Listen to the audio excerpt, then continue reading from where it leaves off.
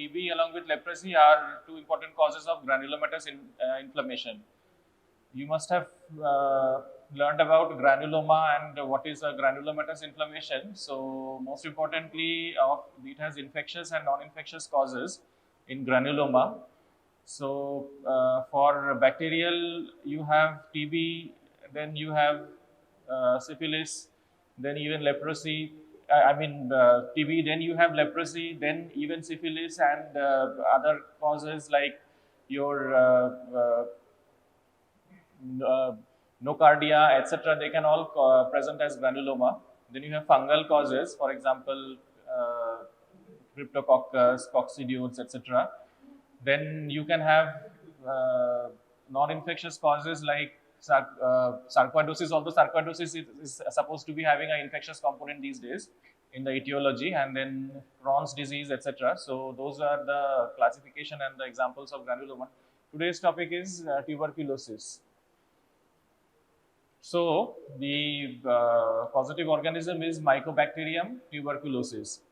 Now Mycobacterium, when you will be taught in microbiology, you will know that there are two broad classifications of Mycobacterium. One is tuberculosis and the other is non-tuberculous Mycobacteria. Non-tubercular Mycobacteria is also called atypical Mycobacteria. And I'm not going into the classification right now, but there you have like rapid growers and slow growers. So that classification will be taught to you in microbiology. We are right now interested in only tuberculosis, that is caused by Mycobacterium tuberculosis. And we have two subspecies for MTB. We will refer to Mycobacterium tuberculosis from now as MTB as short form. So we have Mycobacterium tuberculosis hominis, which causes infections in humans, and we have another one, that is Mycobacterium tuberculosis bovis. Bovis is the one that causes infection in bovine animals, for example, cows. So that is a rare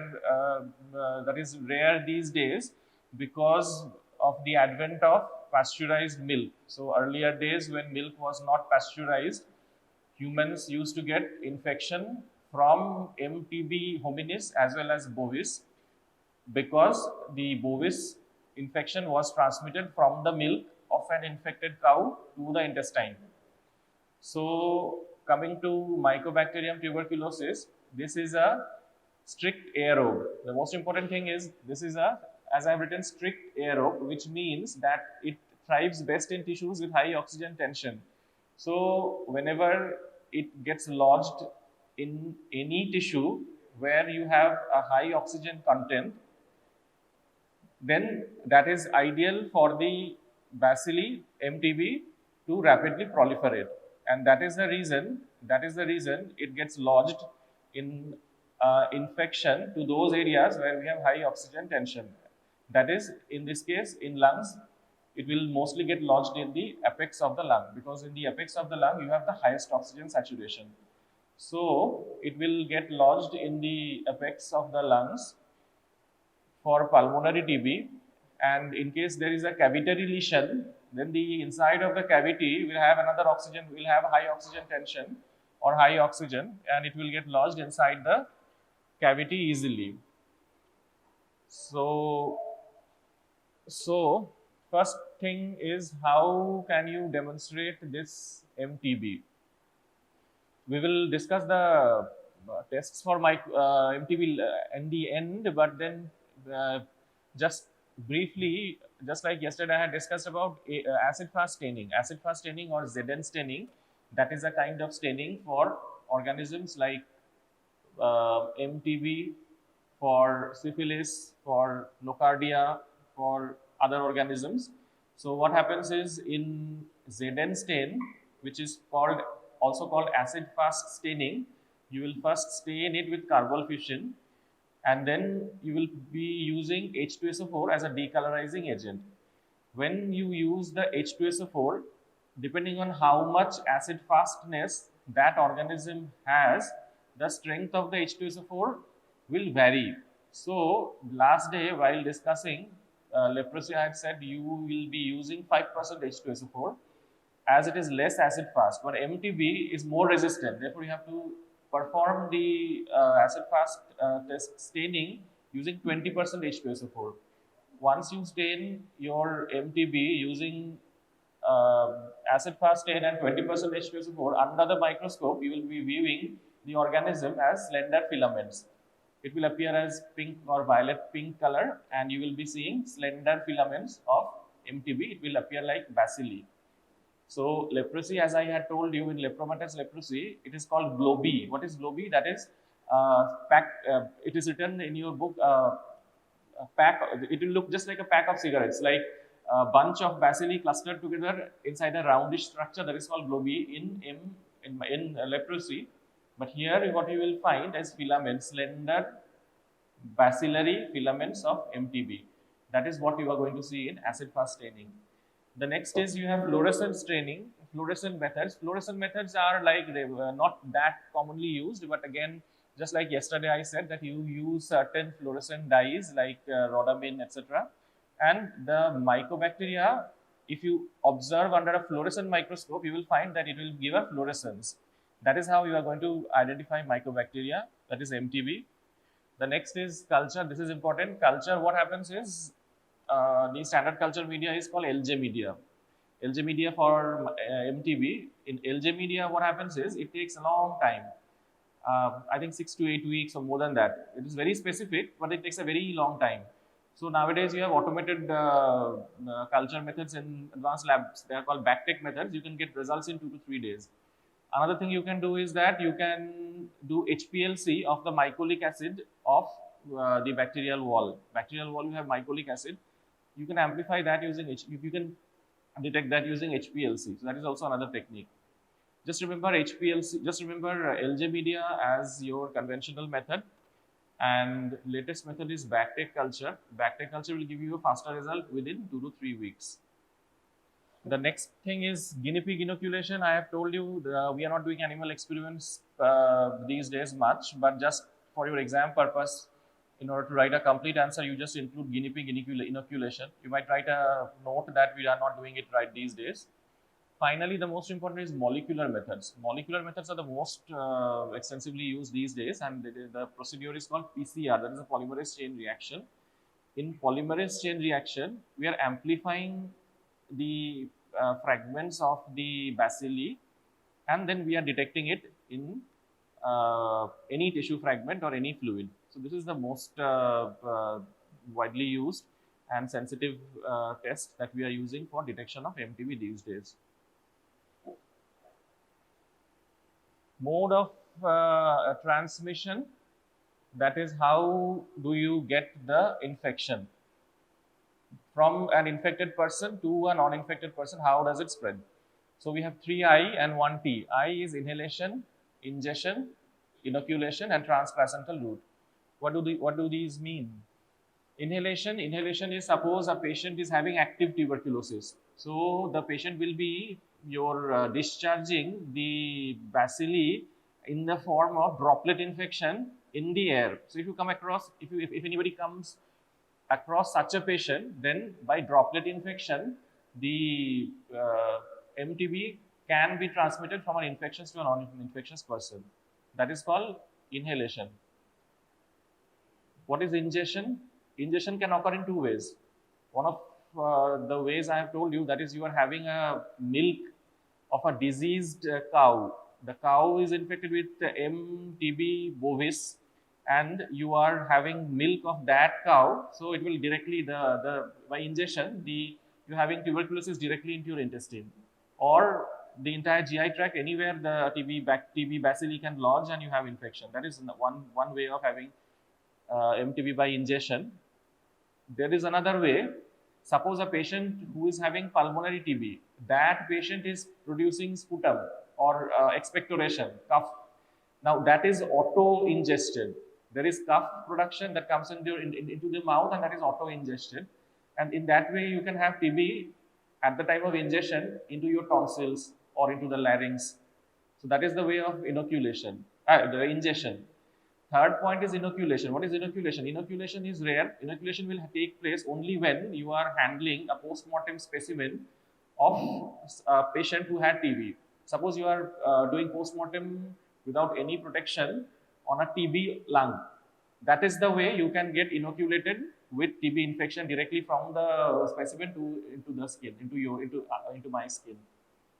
And transplacental route is what we have discussed in leprosy also. Transplacental means from the mother to the fetus through the placenta when the fetus is in utero. That is transplacental spread. So these are the mostly 4 important spreads of transmission. The next is how does it spread? I discussed how does it spread from, right now I said how do you get it from infected person. Next is inside, once it is inside your body, how does it spread? So the first important thing is local spread. What is local spread? Like the TB is lodged inside your lungs. Okay, now it will get lodged in a certain focus in the lungs. So what is local spread? That is from that area through macrophages containing the TB bacilli, it will get locally spread. It will spread locally to other areas inside the lungs. That is local spread. That is from the primary area through macrophages containing the TB bacilli to surrounding areas. That is local spread. What is the next way of spread? Lymphatic. Lymphatic spread is very important because right in a few minutes I will be discussing about primary tuberculosis, and you will see that it is primarily an infection of the lymph nodes. So lymphatic spread is very important, which means that it will spread by the draining lymph nodes from one area to the other. So just like when you have TB, for example, you have intestinal TB, so it can spread to the mesenteric lymph nodes. You are having your pulmonary TB, so it will spread to the hilar and the your maybe mediastinal lymph nodes. So TB is primarily a lymphatic disease, and it will affect the lymphatic system very early in the course of the infection. This is important. Next is hematogenous. Hematogenous, how does hematogenous spread occur? Hematogenous spread means the lymphatic drainage we know has communication with the venous system. So when your TB, it enters the venous system by any way, either from the lymphatics or there is an erosion in the wall of the vein and direct entering of the TB bacilli into a vein or into any vessel, and that is called hematogenous spread. I will talk about hematogenous spread when I discuss miliary TB. We have something called miliary TB, and that specifically spreads through hematogenous spread. That is, the bacilli has to be lodged into your circulation, and once it enters the circulation, it will be disseminated throughout the body, or particularly into the organ in which that vessel is supplying the blood. So that is called hematogenous spread. What is next? By natural passages, infection can spread, like for example, you have an infection of the lung. So from the lung, it can spread to the pleura by natural passage, means lungs is in contact with the pleura, so from lungs to the pleura. Then for example, you have an endobronchial infection. So from the bronchus, transbronchial spread to the adjacent lungs, to the lung segments. For example, you are having TB of the fallopian tube, which is called tuberculous salpingitis. So from the fallopian tube to the peritoneum, TB salpingitis to TB to the peritoneal cavity, to TB peritonitis. Infected sputum into the larynx. This is what I have discussed a few minutes back. That is, you have a pulmonary TB, and then the patient has your regurgitation. That is, he swallows his own sputum and then it goes to the larynx. Next is renal lesions into the ureter and down to the trigone of bladder. So these are just examples of other areas where you will have TB in one organ, and then directly it will spread to the adjacent organs by your natural passages. That is it. Okay, this picture is very important. So this is hypersensitivity and immunity. Before discussing this picture, I will explain a bit more. What happens is, this is basically the pathogenesis of TB. So as pathology students, you must know the pathogenesis of important diseases, and pathogenesis of TB is very important. So what happens? First of all, just like yesterday I was discussing that leprosy, it has, I said LAM and PLG1, isn't it? That is, they are your antigenic determinants of leprosy. In this case, we have two. One is called WAX-D, and another one is called POD factor. So these are present in the wall of the mycobacteria. So these will incite antigenic response in the host. TB will not present or will not produce any exotoxin or endotoxin, but it will have components present in the wall of the organism that will incite your immune response. So what happens is, there are two steps in the process. One is called hypersensitivity, the other is immunity. Information like TB was discovered by Robert Cox. So what he did was, he took some, that is your guinea pig. In the guinea pig, what he did is, he intradermally injected tubercle bacilli. So he took some healthy guinea pigs. Healthy means that guinea pig was not having any previous tuberculosis. That's the way that it is called healthy. So a guinea pig without any previous TB was isolated, and intradermally tubercle bacilli was injected. So what he found, that in the initial 14 days there was no response. After 14 days, what happened is, in the site of the injection, there was a nodule. Now that nodule ulcerated and it healed very badly, and the draining lymph nodes surrounding that site of injection was also having the tubercle bacilli. So injection given, 14 days, no response. After 14 days, nodule formation, that gets ulcerated. And the local lymph nodes are also having the tubercle bacilli. So that is the initial response. What he did was, after 4 to 6 months, the same the same guinea pig was taken, and that guinea pig was again intradermally injected with tubercle bacilli. At that time, what he saw, that within 2 days, not 14 days, within 2 days, the area of injection developed induration up to 1 centimeter, and that healed rapidly within 2 days. I mean, it took 2 days to develop the induration, and then it healed rapidly, and there was no bacilli to be found in the draining lymph nodes. So first step was hypersensitivity, next step was immunity. So this is the mechanism, hypersensitivity and immunity. That is how the pathogenesis takes place. In this context, you must be knowing about BCG vaccination. BCG vaccination is Bacilli calmette guerin. That is an attenuated strain of bovine TB that is injected into children. And the idea is to prevent severe forms of TB, including biliary TB, TB meningitis in children. So what it does is, it creates a delayed hypersensitivity in the children. Same concept as the experiment. Initially, you inject it, you will get a delayed hypersensitivity. So next time when the injection occurs, then it heals rapidly. So similar concept.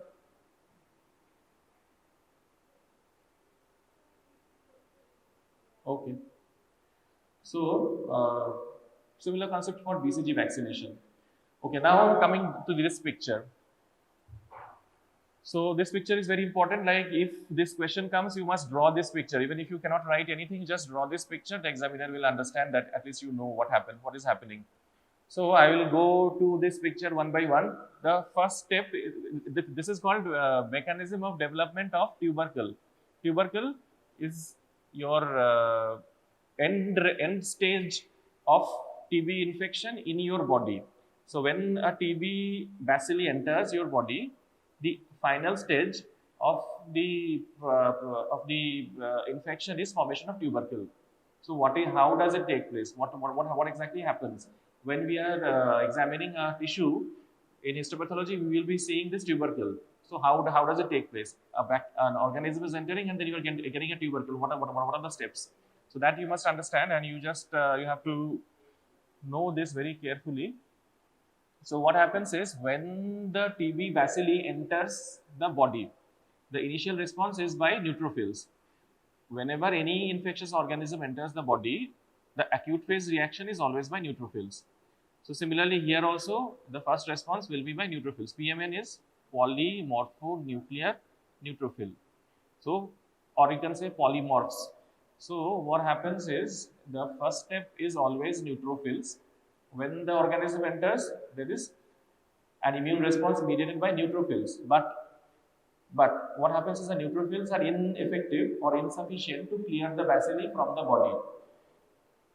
On the other hand, the bacilli are competent enough to bypass or overcome the neutrophil response. So initial there is a response by neutrophils, but they cannot do anything against the bacilli. So the next step of the immune response is mediated by macrophages and lymphocytes, and that will take place after 12 hours. After 12 hours, macrophages and lymphocytes will come into play. Okay. When the macrophages enter the system, what is their role? They will try to engulf the bacilli. So, depending on the load, how much load of bacilli are there and how much amount of macrophages are activated, some of the bacilli will be ingested by the macrophages and some of them will not be, and some of them will still remain free. Now, when the macrophage ingests the bacilli, what can happen? Either the macrophage will kill the bacilli or the macrophage along with the bacilli will die, because the macrophage will be ineffective in killing the bacilli. So either the bacilli will be contained by the macrophage or the macrophage plus the bacilli will die.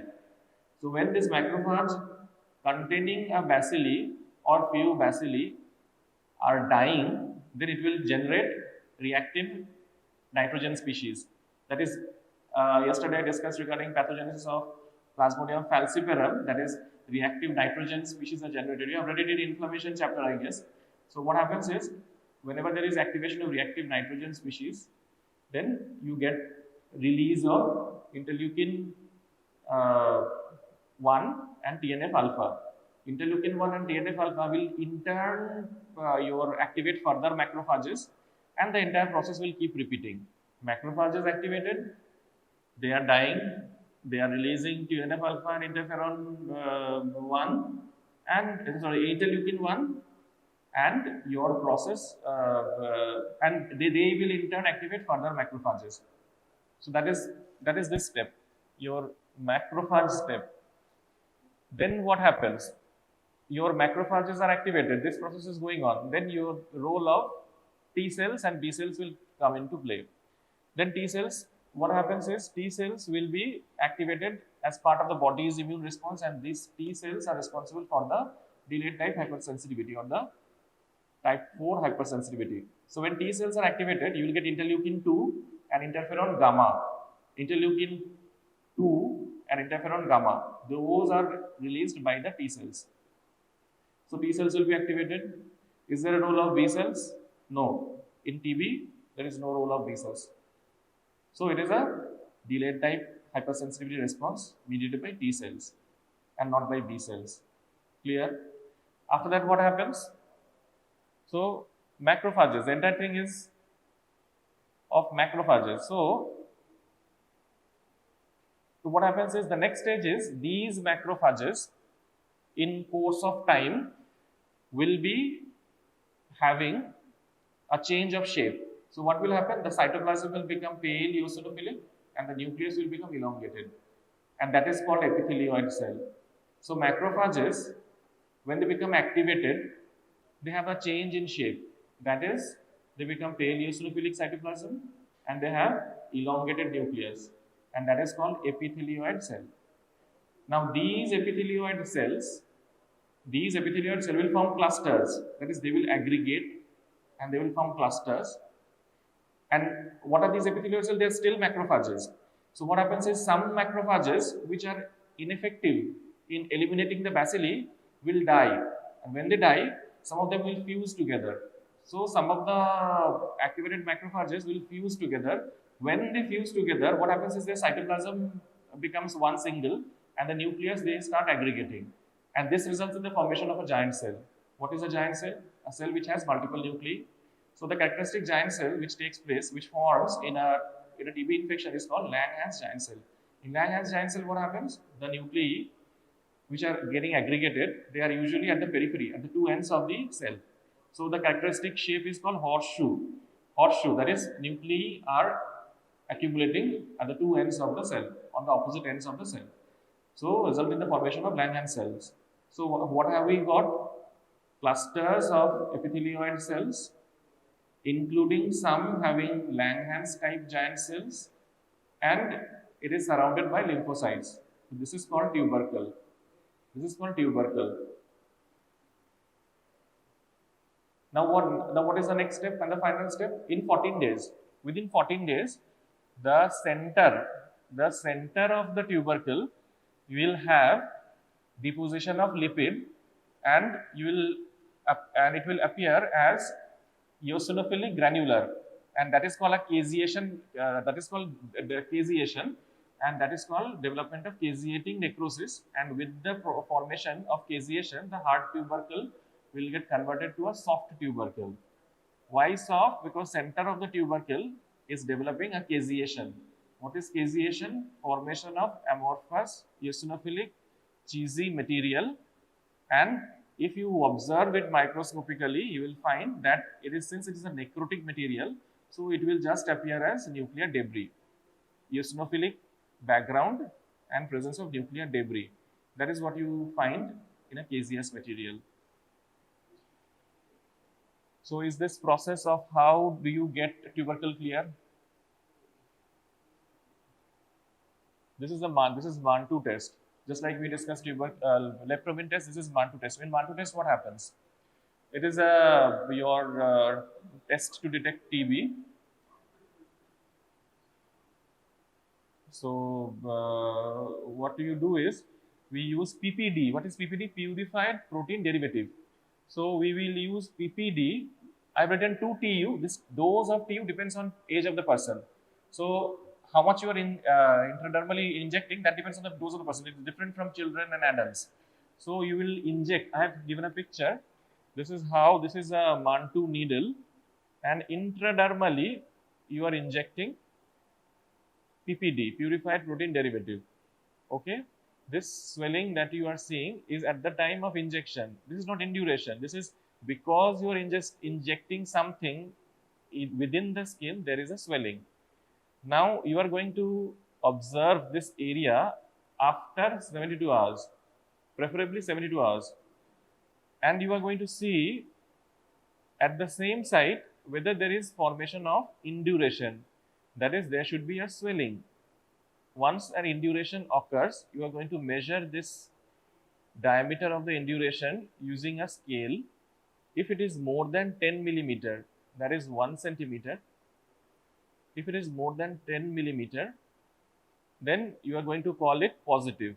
But if it is more than 10 millimeter, it is called positive, but the positivity can be due to various reasons. Either the patient is having a fresh TB infection, in that case it might be positive, or the patient had a previous BCG vaccination, in that case also it might be positive, or the patient might be having atypical mycobacteria infection, in that case also it might be positive. So nowadays what they are saying is that greater than 10 is positive, but to become confirmatory, it should be more than 15 millimeter. If it is more than 15 millimeter, there is a high chance that the patient is having active TB right now. So, just like I have said, cross sensitivity to mycobacteria, BCG, etc., etc. So all these can give a positive result. Therefore, to conclusively say this patient is having active TB, you just say that the cutoff is more than 15 millimeter. This is tuberculin test. Next.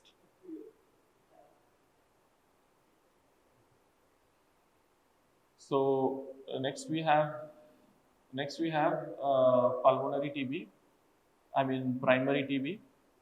We are going to now discuss the types of TB, primary, secondary. What is the meaning? Primary TB is the infection in any patient who is not previously infected or immunized. So the first time TB enters a person and the infection that it causes is called primary TB.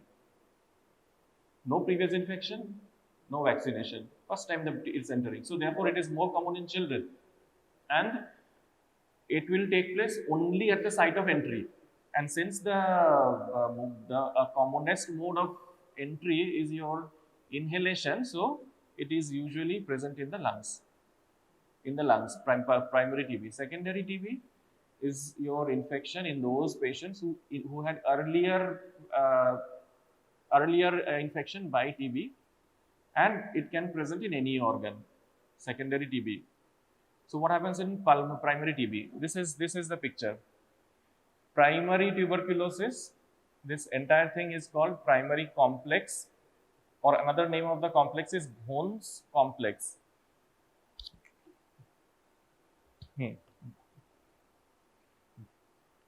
Bohn's complex. What is Bohn's complex? Bohn's complex or the primary complex is composed of your Bohn's focus, lymphatic component, and the lymph node component. So what does all these mean? First of all, the bacilli has entered the lungs. After it has entered the lungs, it will lodge at a particular site. That particular site is usually a peripheral segment of the lung. And that site is called primary site or the Bohn's focus. That means the bacilli has entered like this, and the first site of lodgement is here. What is this? That is subpleurally, this is the pleura. So beneath a patch of pleuritis, you are going to get an area of tuberculous pneumonia, and that is the Bohn's focus. That is the primary site of lodgement of the TB bacilli. That is Bohn's focus. From the Bohn's focus, you have draining lymphatics. All these lymphatic channels, they drain from the area to the lymph nodes, regional lymph nodes.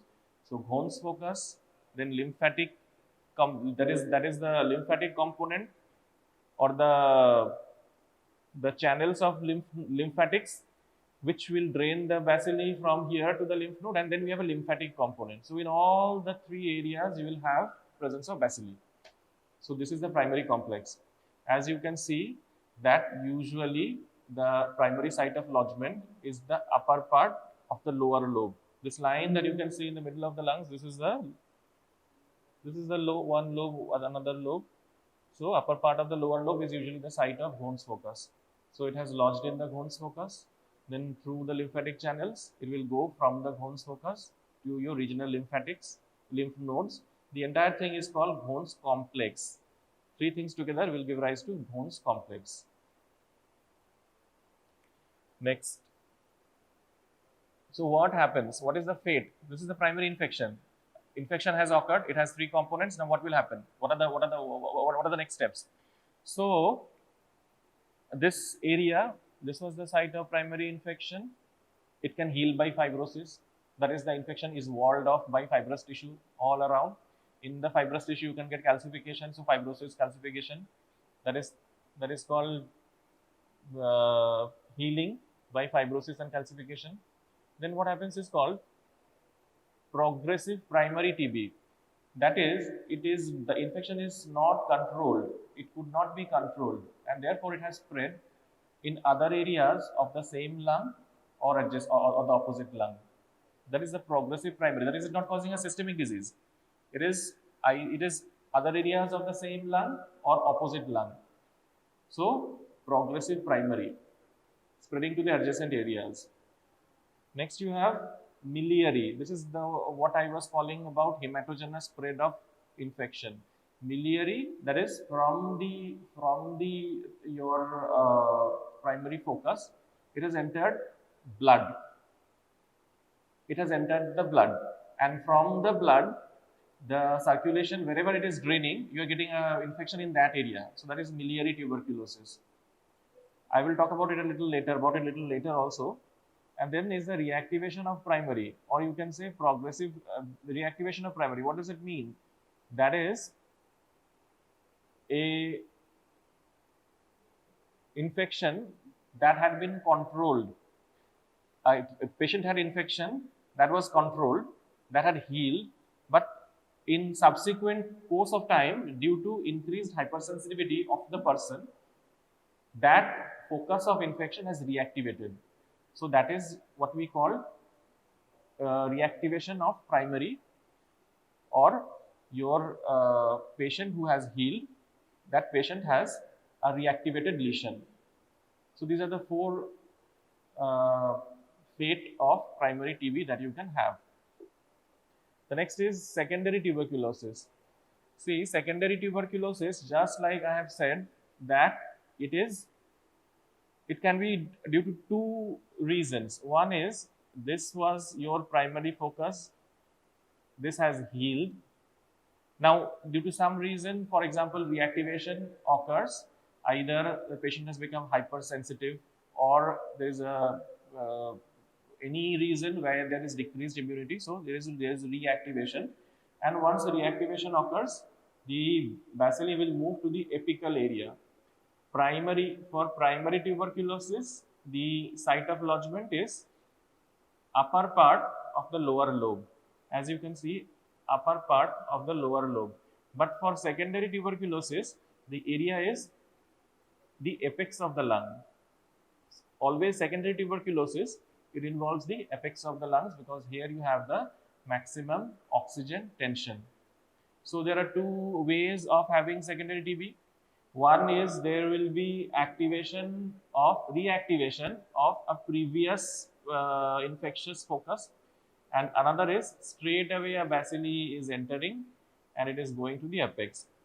Entering, going to the apex, or from your bones focus, there is reactivation. Any of the two will give rise to secondary TB. Now, so what is the fate of secondary TB?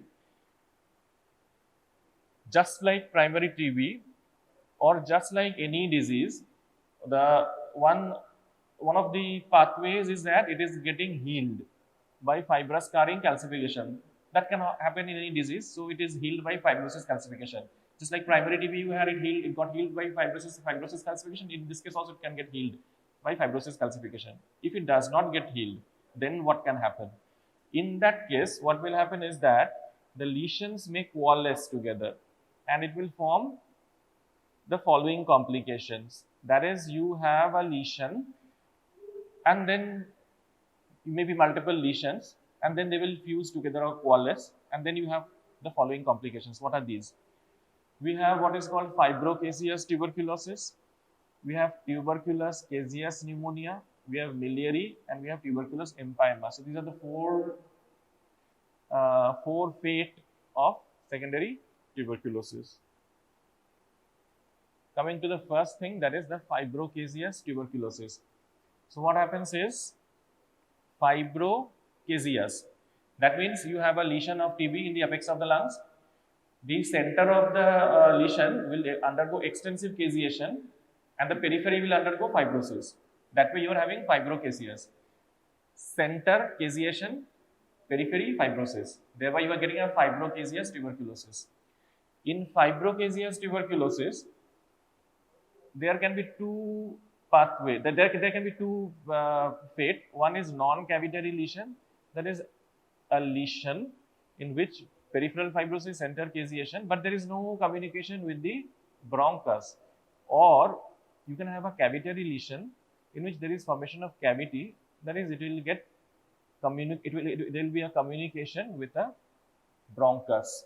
So either it is an isolated walled off area of fibrocaseous tuberculosis, or it will get communicated with the bronchus. This is the gross picture. You can get specimen in your exams. That is, this is the lungs. A certain area you will find this looks like cheesy material, and the wall of the cavity will show fibrosis, and surrounding the area you will have consolidation of the lung. So this is fibrocaseous tuberculosis. Now there can be complications of this, just like it is getting communicated with the bronchus, it might get communicated with a vessel. It can give rise to aneurysm. It can give rise to fistula formation. Like just like the cavity is getting communicated, just like the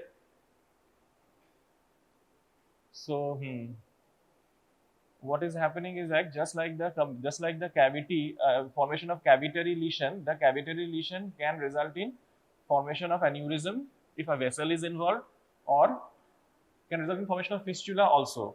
That is, if a cavity is getting communicated with the skin. So these are the complications that you can get in a fibrocaseous tuberculosis. The next step is a tuberculous caseous pneumonia. That is, these cavity again they coalesce, they start coalescing, and then there is an extensive cavitary lesion. So there was a cavity, now multiple cavities have formed and they have all coalesced. So what we get is a tuberculous caseous pneumonia. Just like you can see, all these are cavities, and they have formed multiple cavities, or some of them have coalesced. This is the cavitary lesion, and then these are all extensive areas of caseation, and they have formed a tuberculous caseous pneumonia. In that case, what you will find, this is the histopathology, you will find neutrophil, lymphocyte, caseation material. This entire central thing is your caseation material, and it is surrounded by neutrophil, lymphocyte, and you will find epithelioid cell surrounding the area of necrosis, and these are the macrophages. The macrophages, which will in turn get converted into epithelioid cells, and surrounding you will have caseation, which includes your neutrophil, lymphocytes, and variable amount of stromal edema. So cavitary lesion, fibrocaseous tuberculosis, and tuberculous caseous pneumonia, that is extensive caseation, entire lung is involved. Next, what can happen is miliary tuberculosis. In miliary tuberculosis, what happens? Same thing as I have talked with respect to primary tuberculosis, that is, a vessel will be involved. Now, depending on which vessel, you will have the manifestation. Suppose the pulmonary artery is involved. Somehow the bacilli are entering the pulmonary artery. In that case, there will be dissemination inside the lungs. Pulmonary artery will supply the lungs. So if the artery is involved, then you will have extensive miliary lesions within the lungs. If the vein is involved, that will supply your systemic, that is the part of systemic circulation. So that will be, it will result in your multiple miliary tubercles getting formed in other parts of the body. So miliary, why is this term miliary? Miliary means that you will see that there are formed grossly, if you observe a lung or any organ, how do you define this is a miliary lesion? That is, you will find multiple tiny millet-sized lesions. Will appear yellow. You have millet. So millet-sized and shaped, yellowish, tiny, multiple lesions. That is miliary tuberculosis. And the histopathology will be same as the TB, where you will be finding multiple minute areas of caseation necrosis and surrounded. These are individual millets. That is individual areas of miliary tuberculosis, where you will find small areas, caseation necrosis, epithelioid cells, and very minute multiple areas. For example, if you see this picture, this is one tuber, this is one millet, one another, this is one over here, one over here. Can you understand? These are all your areas of caseation necrosis and surrounded by your epithelioid cells. So multiple areas, miliary tuberculosis, millet-like areas throughout the lungs. That is miliary tuberculosis. See, this is a picture where I have shown how it can result in so many manifestations. It can enter anywhere, from meningitis in the brain to your endometritis to anywhere, spine, spleen, lungs. So this is how your TB, where it enters your respective organs, it can cause all these manifestations. And next is last is tuberculous empyema. What is empyema? See, this is empyema. So what happens is, in this picture, I have almost, this picture shows almost the entire summary. So miliary tuberculosis, cavitary. This is Ghone's focus, this is miliary tuberculosis. Then a cavitary lesion is formed, and that results in caseous pneumonia. And the next step is formation of tuberculous empyema that will result in pleuritis and pleural effusion. So you will be having pleural effusion. There will be accumulation of pleural fluid, and that is the last step of the pathway of the fate of tuberculosis. So empyema, and then formation of pleuritis and pleural effusion. So these are the 4 steps that can take place as a complication or as a fate of secondary tuberculosis. Okay. We have almost come to the end. Now that was all about pathogenesis and pathology and etc. Now what are the clinical features? Just briefly, TB is a infection primarily of the lungs. So you have clinical features referable to the lungs and systemic features. So what are the features referable to the lungs? That is the most important is productive cough. That is the patient will have cough with expectoration, occasional hemoptysis, and he will complain about evening rise of temperature and loss of weight. So the patient comes to the OPD, he is saying that he is having cough, expectoration, sometimes bloody streaks, which is called hemoptysis, and loss of temperature, loss of weight, and evening rise of temperature. That is a characteristic triad of the characteristic symptoms of TB, pulmonary TB. And those with systemic features, again the same as I told you, loss of weight, fatigue, night sweats, appetite, and so lungs, just cough and hemoptysis. And in the end stage, where I have told TB empyema, then you will get pleural effusion. Pleural effusion will in turn lead to dyspnea, orthopnea, etc. And systemic features is all this. And what is the cause of death? Cause of death is pulmonary insufficiency. A lung that is extensively affected by TB is bound to have insufficiency of pulmonary functions. So the first cause of death is the lungs are totally damaged. That is what is this pulmonary insufficiency. Then pulmonary hemorrhage. How can pulmonary hemorrhage take place? That is, cavitary lesions are getting formed, multiple cavitary lesions. Multiple cavitary lesions communicating with the blood vessels. So the blood vessels are rupturing and there is hemorrhage formation. The next, sepsis. Sepsis, how? Because when there is disseminated miliary tuberculosis, TB is getting lodged in multiple organs. So that is the cause of sepsis. And the last thing is your secondary amyloidosis, for pulmonale and secondary amyloidosis. So these are always sequelae of any infection, systemic infection, the end stage where we can get all these. And finally, I have started my slide with your diagnosis of TB. I have just summarized it again because this diagnosis part is another important question. So in diagnosis, what happens is like the first thing is your any material, such as any specimen. It can be sputum or any aspirated material. That is, the patient is producing cough or sputum. Either you test that or you aspirate material from within the lungs, and on that you perform AFB microscopy. AFB microscopy, again you demonstrate the slender filamentous bacilli of MTB. That is the first step. The second step is mycobacterium culture. Like I said, 4 to 8 weeks, it takes so long in LJ media. So you can do bactec culture in 2 to 3 weeks, automated bactec culture for TB. Then you have molecular methods like PCR. Then the next is complete hemogram. Complete hemogram is what? Like when you do a peripheral blood smear, you will find that there is lymphocytosis. There is lymphocytosis. Why there is lymphocytosis? Because I told you that initial response is an infection. So you might think that in any infection we will get neutrophilia, but why you are getting lymphocytosis? Because in this case, I told you that the neutrophils are ineffective in eliminating TB. So the lymphocytes in turn are eliminated by the bacteria. So the most important step that happens within 12 hours is the presence of neutrophils, lymphocytes and macrophages. Therefore, this is a macro lymphocyte predominant picture you will get in the blood.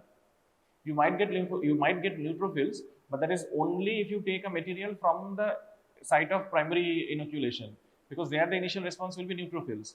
But other than that, in everywhere else, the mode of immunity or this body's response will be through lymphocytes. And this is the infection, so you will obviously get raised ESR. Then radiologic procedures, you will do a chest X-ray, which shows hilar nodules and characteristic parenchymal changes. Then Mantoux skin test, which I have discussed. And lastly, your fine needle aspiration. Do you know what is fine needle aspiration? It is called FNAC. You will be taught, I think. fine needle aspiration, you insert a needle anywhere in the body, you take out aspirated material and you observe it under the microscope. So when you do that, when you take a fine needle aspiration of a suspected lesion of TB, then you will be able to demonstrate the granuloma or the tubercle. You will be able to demonstrate the tubercle under the microscope. So that is another example of how to diagnose TB. So that's it, all about tuberculosis. Else, what is diuretics? Sodium, potassium excretion बढ़ावे. Diuretics is increase excretion of water along with sodium. Along with sodium, not along with potassium. Okay. So today's class we will discuss about the definition, the classification, the names of the different members of these diuretic classes, then mechanism of action, major indications of different types of diuretics, side effects and some MCQs. So first, natriosis, that means increased excretion of sodium. Chylioresis, that means increased excretion of potassium. Then diuretics means increased excretion of sodium along with water, and only water is diuresis. Diuretics and diuresis. So natriosis, chylioresis, diuretics and diuresis. You have the clear concept. Diuretics means increased water excretion along with increased sodium excretion. Nephron, what are the different parts of nephron? First is glomerulus, then PCT, then Henle's loop, then DCT, then collecting duct. Very good. So glomerulus, their function is filtration. Next, PCT, there is a reabsorption of 65% of sodium, potassium, calcium and magnesium. 85% of sodium bicarbonate. Then there is a nearly 100% absorption of glucose and amino acid. Clear? Then there is a secretion and reabsorption of organic acids. Clear? Then thin loop of Henle, passive absorption of water. Passive absorption of water in thin loop of Henle.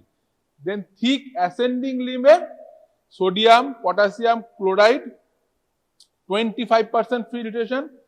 ওখানে 65 ছিল সোডিয়ামের, এখানে 25%, along with secondary reabsorption of calcium and magnesium. Next, DCT. There is a 4 to 8% absorption of sodium and chloride.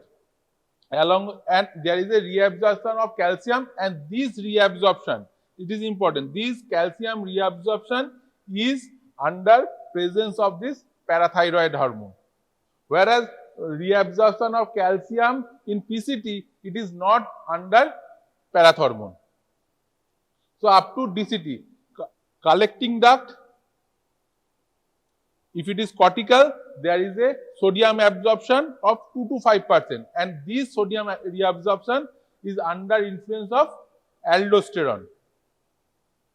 So cortical collecting duct, aldosterone influence করছে, sodium reabsorption, that is 2 to 5%, and medullary te vasopressin control the water reabsorption.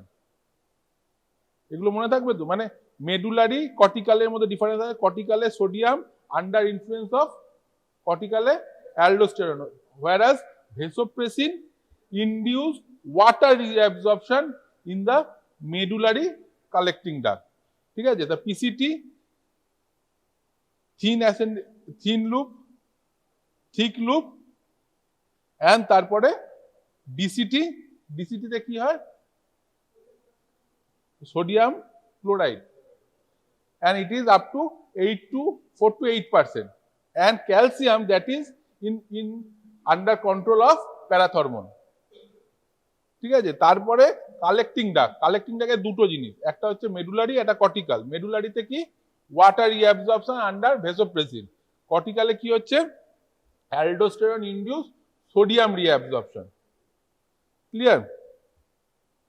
So the important thing for diuretics is that ascending limb of Henle 25%. It is also came as a MCQ. 25% of sodium reabsorbed in the ascending limb. And it is very important because most of this, the most important or most potent diuretic acts in this ascending limb. So what are the factors that influence the sodium reabsorption or renal functions? Number one, sympathetic tone. If there is a sympathetic tone, what happens? There is an increased sodium reabsorption and stimulation and release of renin.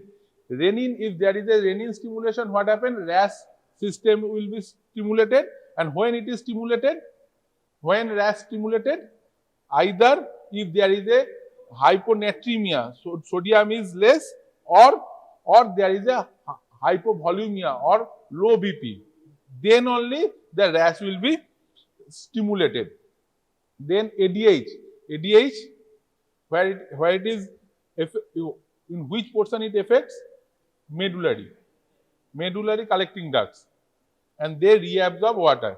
Similarly, ANP present in the atrial natriuretic peptide atrium of the heart.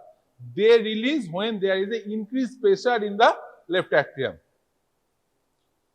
Clear? And lastly, prostaglandin. They mediate the renal circulation. These are the factors that influence renal circulation, and for renal circulation, which one is important? The sodium concentration in the renal tubule is very important. Clear up to this? Then different types of diuretics. You can classify different types, but it is easier to remember if we go through the PCT2 collecting duct. If we go to the PCT2 collecting duct, it is easier to remember. So in the first part of site 1 is carbonic anhydrase inhibitor. Acetazolamide, dorzolamide, brinzolamide. Now we already discussed the one important use of this. Where it is used? Glaucoma. Very good. It is used in glaucoma. Number 2, second site is osmotic. Osmotic is where it is used? Osmotic diuretics is also used in glaucoma. So glycerin, mannitol, urea, all these are osmotic type, and osmotic type acts starting from PCT and up to DCT, all the site, because it acts not in a specific receptor or ion channel, it acts for their physical property. Or for increased osmolarity, they draw water inside the lumen. Third one, loop diuretics, thick ascending limb. Clear? And names are furosemide, butamide, torsemide, ethacrynic acid. Ethacrynic acid, torsemide, butamide. The fourth one is thiazide diuretics. You have to remember few names of thiazide: chlorthalidone, hydrochlorothiazide, metalazone, indapamide. All these are group of thiazide, and these acts in which site?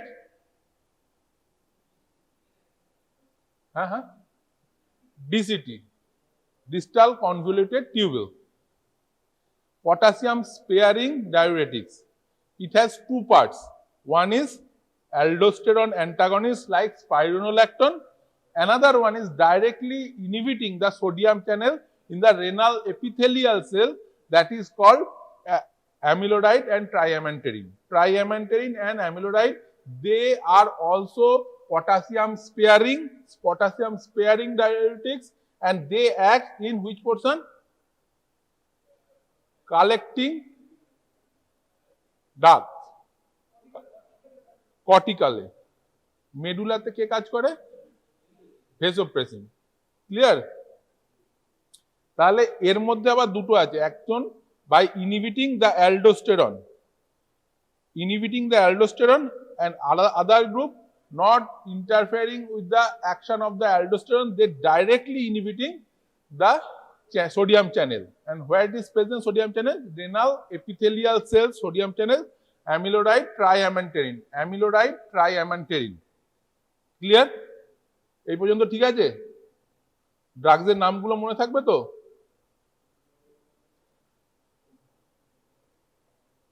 স্পাইরোল্যাকটোন কোন গ্রুপের drug? amyloid triamanterin, potassium sparing but not a aldosterone antagonist. Clear? High ceiling diuretics or loop diuretics, furosemide group of drug. Thiazide group of drug, chlorthalidone, hydrochlorothiazide, metalazone, all these are thiazide group of drug. Then osmotic is mannitol glycerin. Clear? And carbonic anhydrase inhibitors, acetazolamide, brinzolamide, all this. And fast PCT তে তাহলে কে কাজ করছে? Carbonic anhydrase inhibitors. Then osmotic diuretics acts PCT, Henle's loop, DCT, second side. Third side এ কে কাজ করছে? Loop of Henle, ascending loop of Henle. হ্যাঁ, thick ascending এ কে কাজ করছে? Loop diuretics. দেন ডিসিটি তে thiazide group of diuretics. Then potassium sparing in collecting ducts, and it has two groups. One is aldosterone antagonist, and another one directly inhibiting the sodium channel of renal epithelial cell. So this is first পার্টে কে কাজ করবে? ওইদিকে লোক বলো, কে কাজ করবে first পার্টে? জোরে বলো। তুমি কে কাজ করবে? কোন টাইপ অফ ডায়াবেটিক মনে নেই? দাঁড়া কেউ ওদিক থেকে কেউ? তো বই দেখে বলা, তো বই তো সারাক্ষণই থাকে, তাহলে ক্লাসে এসে লাভ কি? সেকেন্ড সাইডে কে কাজ করবে? Side 2 osmotic. 3 কে কাজ করবে? জোরে হ্যাঁ, লুপ এজেন্ট, লুপ ডায়োরেটিক্স বলো অন্তত, লুপ ডায়োরেটিক্স। 4 কে কাজ করবে? Thiazide group of diuretics. 5 কে কাজ করবে? কিছু বলো। Potassium sparing diuretics, it may be aldosterone antagonist or directly sodium renal epithelial channel inhibitor directly. And medullary one এ কে কাজ করবে? vasopressin, very good. Loop diuretics, high ceiling diuretics, then thiazide 4A, potassium sparing diuretics. ঠিক আছে?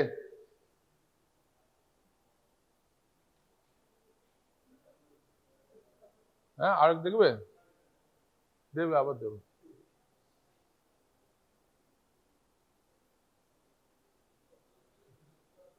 হ্যাঁ বল, কি দেখতে পাচ্ছ না? আসছে না? ঠিক আছে। এইবার জন্য এইগুলো যেন আর টোকাটুকি করতে না হয়, পরীক্ষা যেন এইগুলো সোজা সাপটা বলা হয়, এই জিনিসগুলো মিনিমাম জিনিস আর কি। ঠিক আছে, হবে তো? মনে থাকবে তো কি আছে কোথায়? their mechanism of action. First one, CA. Our main target or drugs main targets are increase sodium in the কোথায় করব? ইউরিনে, তার মানে লুমিনাল ইউরিনে। ঠিক আছে, how it acts, there is a process inside the cell where carbon dioxide and hydrogen binds and produce carbonic acid, and spontaneously carbonic acid degrades in the H plus and bicarbonate HCO3. Clear? By which is the enzyme? CA, carbonic anhydrase. So these carbonic anhydrase, this one carbonic anhydrase is blocked by the carbonic anhydrase inhibitors like acetazolamide, brinzolamide, dorzolamide. They bind and block this enzyme. So what happened? The production of hydrogen ion and bicarbonate will be less. If there is a less amount of hydrogen produced inside the cell, this hydrogen is what happened? They goes out and there is a sodium comes in through that channel. So if we block the production of hydrogen ion, so what happened? The sodium ion unable to goes inside the cell. So they will present in the lumen. So sodium concentration will increase. As a sodium concentration is increased, what happened? Invariably water and sodium excretion will increase, because the body nature or the osmolarity make the isotonic fluid. If there is an increased concentration of sodium, they will increase water inside the lumen, and there is an increased volume. So water excretion will be increased along with increase of sodium excretion. Clear এই পর্যন্ত? না আবার বলতে হবে? বুঝতে পেরেছো তোমরা? বুঝতে পেরেছো? বলো তো, যে মাথা নাড়লে বলো। তুমি মাথা নেড়েছো না তোমার পাশের জন? তুমি বলো কি, how it acts? Carbonic anhydrase inhibitor, how it acts? Block the enzyme, the production of H plus or proton will be inhibited. As there is a less amount of H plus inside the cell, so it is difficult to increase sodium intake or inside the cell, influx will be less. Understand? So sodium is increased inside the lumen, and as the concentration of sodium inside the lumen is increased, they draw the water as a osmotic capability, and that increase the urine volume as well as sodium excretion. Clear এই পর্যন্ত? বুঝতে পারো? এগুলো কিন্তু mechanism গুলো আসবে।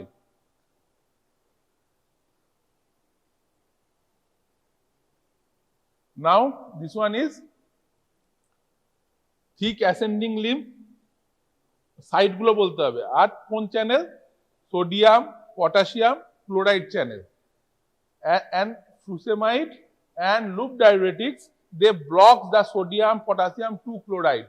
By blocking that, what happened? তার পরের গুলো তো একই রকম হবে। ব্লক হওয়া মানে sodium concentration in the lumen will be increased. As there is a increased concentration of sodium, they will draw the, because it makes the osmolarity normotonic, so they draw the water and increase water excretion along with sodium. Clear? তাহলে এই sodium বাড়ানোটা, টিউবুলে sodium বাড়ানোটা কিভাবে হচ্ছে সেটা মনে রাখতে হবে।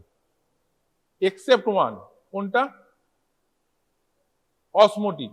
Osmotic, they have the physical property, so they increase water for its physical property. Other than that, all other diuretics, they increase sodium inside the lumen, and that increase the increased volume of water as well as sodium excretion. Clear? So কি কি লিখতে হবে mechanism of অ্যাকশনে? যে কোন জায়গায় টিউবিউলের কোন জায়গায় ড্রাগটা কাজ করছে, আর কোন কোন কিভাবে সোডিয়ামটা বাড়াচ্ছে লুমেনের মধ্যে। এই দুটো জিনিস মনে রাখতে হবে। সোডিয়াম লুমেনের মধ্যে বাড়লে তারপরে ওয়াটার আর সোডিয়াম এক্সক্রিশন এমনিই বাড়বে। Clear? Sodium, potassium 2 chloride, this channel is blocked by the high ceiling diuretics or fusemide or আর কি নাম আছে, ইথাক্রাইনিক অ্যাসিড, all these, হ্যাঁ বলো, torsemide, all these drugs acts on this receptor. Now third one is thiazide group of diuretic কোথায় কাজ করবে? টিউবুলে কোন জায়গায়? DCT. Very good, it is DCT. ডিসিটিতে কোন চ্যানেল ব্লক করছে? সোডিয়াম ক্লোরাইড দুটোই influx. This channel is blocked by the কে বন্ধ করছে? কোন ড্রাগটা? Thiazide group of diuretics. নাম কি কি আছে থায়াজাইড গ্রুপে? হাইড্রোক্লোরথায়াজাইড, ক্লোরথায়ালিডন, metalazone. All these drugs, they block the sodium chloride symporter. Which symport, where it is present? It is present in the DCT. DCT, sodium chloride symporter, they block it. By blocking that, what happened? They increase concentration in sodium in the tubular lumen and they increase sodium excretion as well as water. ঠিক আছে? Mechanism তিনখানা, এই তিনটে ঠিক আছে তো? Potassium sparing. Potassium sparing এর দু রকমের আছে, ঠিক আছে? First one is aldosterone antagonist. Aldosterone they basal interstitium blood থেকে দে গো বেজোলেটারাল এন্ড থেকে ঢুকে কি করে? How it acts? Aldosterone they goes inside the cell through the basolateral area and they bind with the, কোথায় এই রিসেপ্টরটা কোথায় আছে অ্যালডোস্টেরনে? দু রকমের রিসেপ্টর থাকে, মনে আছে? একটা থাকে একটা ইন্ট্রাসেলুলার, একটা ট্রান্সসেলুলার। ইন্ট্রাসেলুলারের মধ্যে হচ্ছে aldosterone, steroids group of drug, intracellular. They goes inside the cell, bind with the aldosterone receptor, they produce mRNA. They produce mRNA and this mRNA, they help to produce this epithelial, renal epithelial sodium channel. So if a drug, they block the aldosterone receptor itself, drugs like spironolactone, they bind with the receptor of aldosterone which is present inside the cell. They blocks the receptor, and if they block the receptor, what happen? The mRNA production will be less. As there is the mRNA production is less, subsequently the production of the epithelial sodium channel will be less. So spironolactone acts as a diuretics. Spironolactone goes inside the cell, bind with the receptor, aldosterone receptor, and by binding aldosterone receptor, they inhibit production of mRNA produced by aldosterone, and subsequently they inhibit the production or synthesis of epithelial sodium channels. Clear? Mechanism of action of spironolactone. Now mechanism of action of triamanterin and amiloride. They are also potassium sparing, but they are not the aldosterone antagonist. So they goes and directly bind the sodium channel. কোথায় sodium চ্যানেলটা কোন টাইপের? renal epithelial sodium channel directly blocked by the কোন drug? হ্যাঁ, renal epithelial sodium channel directly blocked by, নাম কি? না, not spironolactone, amiloride, triamanterin. Amiloride and triamanterin, they are those potassium sparing diuretics, but they are not a aldosterone antagonist. So they directly block the sodium channel present in the renal epithelial cell. Why potassium sparing? Why potassium sparing? এই নামটা এসেছে কেন? If we go before this, all these are sodium as well as potassium are excreted. Only potassium sparing diuretics, that means aldosterone antagonist and triamanterin and amiloride, they decrease sodium, they decrease water volume, but they increase potassium inside the serum. So they call the potassium sparing diuretics. Clear এই পর্যন্ত? ড্রাগগুলোর নাম মনে থাকবে, গ্রুপগুলোর নাম? So for revision, carbonic anhydrase inhibitor, they act in the কোথায়? Proximal convoluted tubule, they block the carbonic anhydrase enzyme. What is the side effect? Side effect is metabolic acidosis. Where it is used, important is that of diuretics are where it is used in glaucoma, petit mal epilepsy, then acute mountain sickness.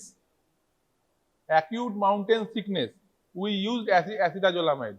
Now in acute motion sickness, which are the drug used? Anti-emetic? Huh? Hyoscine কোন গ্রুপের drug? Anticholinergic. Now what is the drug of choice of? Huh? Morning sickness. Doxylamide. কোন গ্রুপের drug? Antihistamine. তো তিনটে জিনিস এটা কিন্তু MCQ আছে, motion sickness, morning sickness, mountain sickness. Mountain সিকনেসে কি হবে? Acetazolamide. Acetazolamide is used in glaucoma, petit mal epilepsy, এটা অদ্ভুত use, petit mal epilepsy and mountain sickness. হ্যাঁ কি হয়েছে বলো? Next is osmotic diuretics. Osmotic diuretics এর নাম কি? mannitol, glycerin. They act in the PCT, then DCT and lupafenlis. All this. The side effect is shifting of fluid from the intracellular to extracellular. They can cause hyponatremia, and most important thing, it can produce pulmonary edema. It can produce pulmonary edema. Where it is used? Glaucoma, in some poisoning, if there is an increased intracranial tension, if it is head injury, in CVA previously it is especially a hemorrhagic type of CVA, we regularly use osmotic diuretics. And impending ARF, there is another catch is that if there is an impending ARF, but if the patient is in ARF, it is very much contraindicated. It is very difficult to estimate that if it is impending ARF or if patient is already in ARF. So if there is a chances of ARF, we should not use osmotic diuretics. It can precipitate or exaggerate acute renal failure. Use গুলো কিন্তু পরে আবার জিজ্ঞাসা করবো আমি। Loop diuretics কোথায় use কাজ করবে? Thick ascending lymph, sodium, potassium, 2 chloride channel. Side effect, few hypo, few hyper. Hypo কি হবে? সোডিয়াম কমবে, পটাশিয়াম কমবে, ম্যাগনেসিয়াম কমবে, ঠিক আছে, ক্যালসিয়ামও কমবে, ঠিক আছে। নাও কি বাড়বে? Hyperuricemia, hyperlipidemia, hyperglycemia, and another specific is ototoxicity. And another specific is ototoxicity. কানে, ঠিক আছে। It is the most potent among these. Bumetanide is among this loop is highest potent. Where it is used? It is used primary use bolle pulmonary edema or left ventricular failure. Left ventricular failure eta use hoy.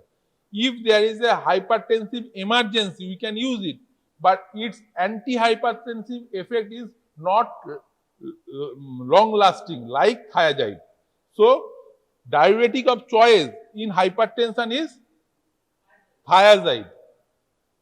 Diuretic of choice in heart failure is loop diuretics. Clear? So thiazide, it produce hypokalemic metabolic acidosis. কোথায় কাজ করে? ডিসিটি, sodium chloride, সিম্পোটের উপর কাজ করে। And among these, chlorthalidone is the long standing one. Clear? Potassium sparing diuretics কি কি দু রকমের আছে, একটা কোথায় ইউজ হবে, we can use it along with other diuretics to counteract hypokalemia of them. ঠিক আছে, it can also use if there is a thiazide resistance. What is thiazide resistance? After using thiazide as an antihypertensive for long duration, the effect of thyroid reduce. If we use concurrently potassium sparing diuretics along with thiazide, in that situation it has been seen that response is improved dramatically. And other than that, cirrhosis of liver, which drug use cirrhosis of liver কি হবে, কি হয় cirrhosis of liver patient দেখেছো, কি হয়, কি হতে পারে না, পেশেন্টটা কি কি নিয়ে প্রেজেন্ট করবে, অ্যাসাইটিস, গ্রস অ্যাসাইটিস, ইডিমা। এই ক্ষেত্রে ভালো কাজ করবে কে, স্পাইরোনোল্যাকটোন। দেখবে নামটা দেয় Aldactone, the brand name is. তাহলে কোথায় কোন ড্রাগ, কোন ডায়াবেটিক ইউজ হবে, এলভিএফ এ কোন ড্রাগ ইউজ হবে ডায়াবেটিক, লুপ ডায়াবেটিক ফ্রুসিমাইড, হাইপারটেনশনে থায়াজাইড, ঠিক আছে, সিরোসিস অফ লিভারে potassium spironolactone group of drug, glaucoma acetazolamide mannitol use হয়, head injury or intracranial pressure increase, osmotic diuretics, mountain sickness, carbonic anhydrase inhibitor, ঠিক আছে, pulmonary edema, pulmonary edema can produce or side effect of which diuretic, side effect, osmotic diuretic can produce pulmonary edema, and pulmonary edema treatment কি, furosemide, LVF pulmonary edema মোটামুটি है, ঠিক আছে, drug of choice is furosemide, and which diuretic can produce pulmonary edema, osmotic diuretics. Which drug is used in mountain sickness, acetazolamide, ঠিক আছে, intracranial pressure decrease করে osmotic diuretics, hypertension, thiazide, essential hypertension we can prefer loop diuretics because it is high ceiling and short lasting. If there is a hypertensive emergency, thiazide, furosemide is better than thiazide as a diuretic. There are other drugs, but if we come as a diuretic of choice, pulmonary edema কি drug of diuretic of choice, furosemide, ঠিক আছে, আর কোথায় তাহলে use হয়, spironolactone group of drug along with the other thiazide group of diuretics as an antihypertensive. It can use in edema or ascites or in case of cirrhosis of liver or breaking the resistance of thiazide group of diuretics. So there are some explain whys or MCQs. Don't use diuretics over enthusiastically. Why? They can produce dehydration and hypotension.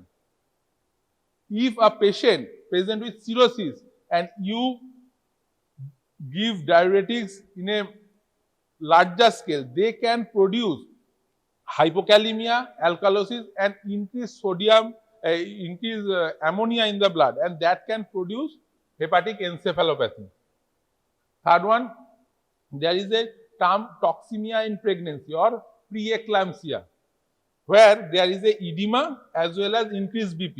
But even that situation, we shouldn't give diuretic because this edema due to the extracellular fluid and the blood volume is already shrink.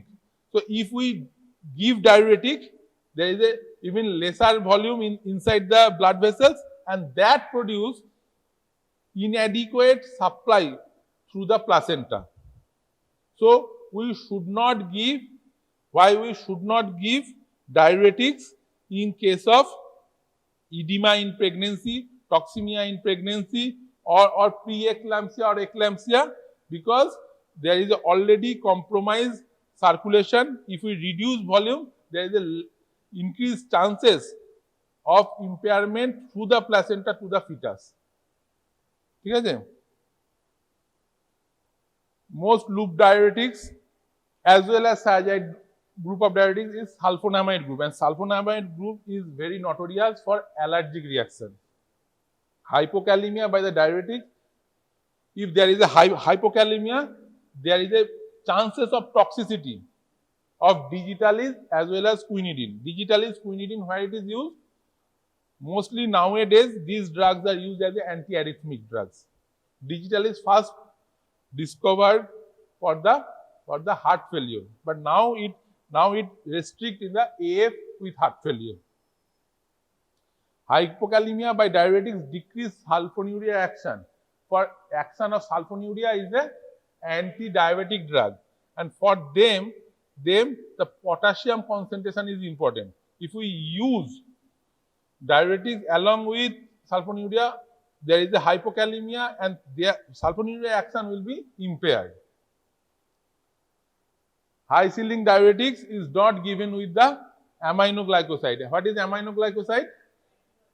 It is an antibiotic, and both these group of drugs has a very high toxicity, ototoxicity. Both these group of drugs, aminoglycoside as well as high ceiling diuretics, has a ototoxicity. They can both produce, ototoxicity মানে কানের problem, ব্যালেন্সেরও problem হতে পারে, ঠিক আছে? So ototoxicity can produce by both of these drugs. So we should avoid concurrent use of these two drugs. ACE inhibitor with thiazide. ACE inhibitor কি করবে? Increase potassium করবে, and thiazide they reduce potassium. So the hypokalemia produced by thiazide can be counteracted by ACE inhibitor. Probenecide কি করে? Probenecid কোথায় শুনেছো নামটা? কোথায় নামটা শুনেছো?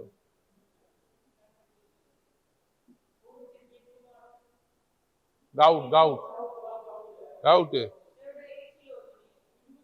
Uric. They block the anionic transporter.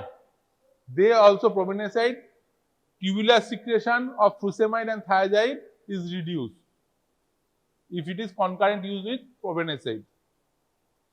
Now, if there is a potency, highest potency is as a diuretics, highest potency is loop diuretics. Next, thiazide. But if we compare the high potential of produce hypokalemia, carbonic anhydrase is the highest, followed by thiazide, then loop diuretics. So production of the hypokalemia and diuretic efficacy is not similar. It is different. NSAID. NSAIDs, they reduce prostaglandin synthesis that hampers the glomerular blood flow, and they affect the diuretic effect. কোথায় present করে? Gastric mucosa, ciliary body, it is important for glaucoma. Ciliary body te acetazolamide action is limited, self-limited. Spironolactone breaks thiazide resistance. Aspirin blocks spironolactone action by inhibiting tubular secretion of candrenol. That is the metabolite of the spironolactone. Osmotic diuretics can be used in ARF, but not if ARF is set in.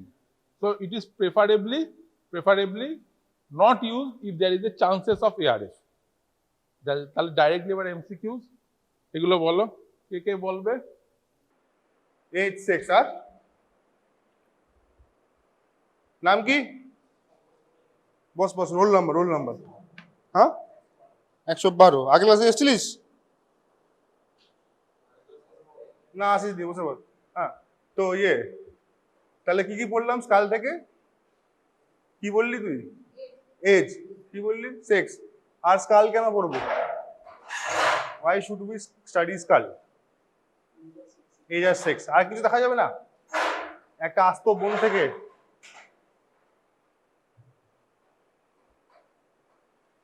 আচ্ছা ধর স্কালে যদি কেউ ধর গুলি করলো, ওকে, কেউ গুলি করে রাখলো, কেউ গুলি করে মারলো, somehow I found out skull, তাহলে কি স্কাল থেকে বুঝতে পারবো গুলি করেছিল বা কোনো প্রজেক্টাইল ইনসার্ট করেছিল, হ্যাঁ, বা কোনো ইনজুরি হয়েছিল, রাইট?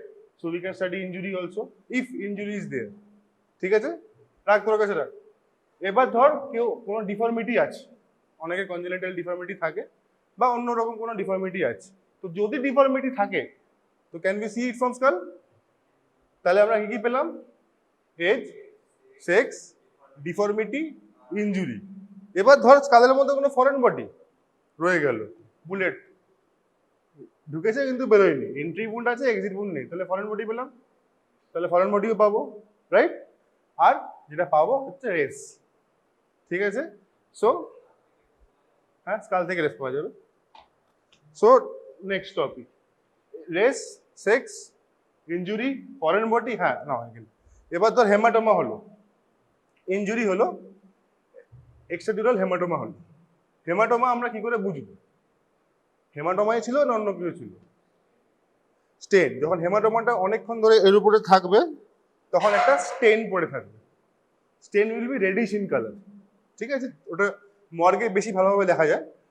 যদি তুই জল দিয়ে ওয়াশ করিস, দ্যাট স্টেন ওয়ন্ট গো, তো স্টেন হয়ে থাকে অন স্কাল, ওটা দেখে তুই বুঝতে পারবি হ্যাঁ দিস ইজ হেমাটোমা। ঠিক আছে, তো so we can study these things. Now what is cephalic index? Maximum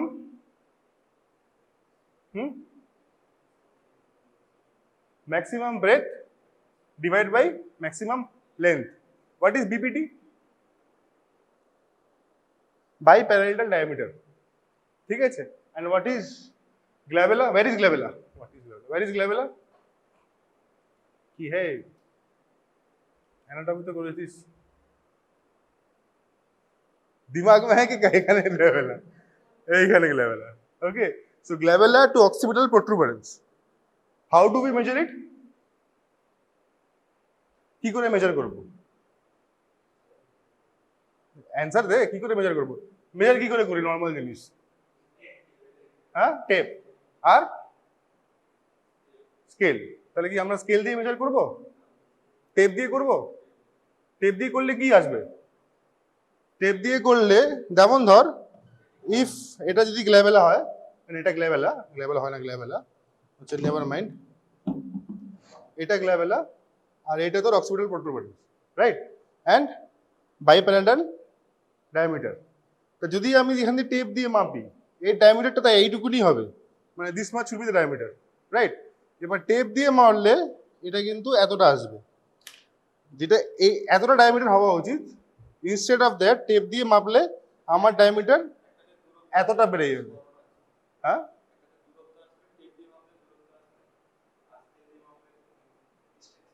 তো ওই জন্যই there is a specific thing. Tape দিয়ে মারলে, যেটা আমি বলতে যাচ্ছি, টেপ দিয়ে মারলে এন্টায়ার সার্কামফারেন্স চলে আসবে, রাইট অর রং? রাইট, ওই জন্য একটা ইনস্ট্রুমেন্ট আছে, তার নাম ভার্নিয়ার ক্যালিপার। আমাদের এখানে আছে, দেখাবো একটু পরে, মানে এখানে নবেল রুমটায় আছে। তো vernier caliper very handy instrument, ঠিক আছে, ওটা দিয়ে মাপা হয়। So with this vernier caliper নাম ওর, ভার্নিয়ার ক্যালিপার উই মেজার। হ্যাঁ ওটাই, ঠিক আছে, ওটা ওটা সেম জিনিস অবভিয়াসলি। ভার্নিয়ার ক্যালিপার দিয়ে মেপে ডিভাইড করে into 100 we will get cephalic index. ঠিক আছে, অ্যান্ড সেফালিক ইন্ডেক্স যা পাবো, ডলিকোসেফালিক হলে 70 to 74.9, মেসাটি হলে 75 থেকে 79.9, অ্যান্ড ব্র্যাকি হলে তো 80 থেকে 84.9। ক্লিয়ার? হ্যাঁ, আরিয়ান তো ওরকম ভাবে হয় না, আমাদের মধ্যে মঙ্গলে এটা কিছু থাকবে, আরিয়ানও থাকবে কিছু। ওকে, সো এটা ডিফারেন্ট, আমাদের না স্কাল, আমাদের স্কাল তোকে খুলিটাকে বার করতে হবে, ফর দ্যাট তো খুলি বার করতে হবে আগে, হ্যাঁ না, not living head skull. Next, এবার হাউ ডু, আচ্ছা প্রথম কথা, while demonstrating আমরা স্কালটাকে ধরবো কি করে? এরকম ধরবো না, তোরা যা পরীক্ষা দিচ্ছিস প্র্যাকটিক্যাল, হ্যাঁ দেখা ধর। ওকে, নাও কি কি ডিফর্মিটি থাকবে, মানে কি কি changes, how would be differentiate skull bone human and female, male and female, how do you think we should differentiate, কি কিভাবে ডিফারেন্সিয়েট করতে পারবো? Generally male bone will be much larger, এখানে ডিফারেন্সিয়েশন পুরো টেবিল আছে, পিকচার নিতে পারিস, এখানে male bone will be much larger, আর যেহেতু মাস্কুলারিটি বেশি রাগেড হবে, সারফেসটা উড বি স্মুথ, ঠিক আছে। ফ্রন্টাল বোন ফিমেলদের ক্ষেত্রে ভার্টিক্যাল হবে, ওকে, মেলের ক্ষেত্রে স্লোপড হবে। এবার দেখ, এটা হচ্ছে মেল, এটা হচ্ছে ফিমেল, ওকে।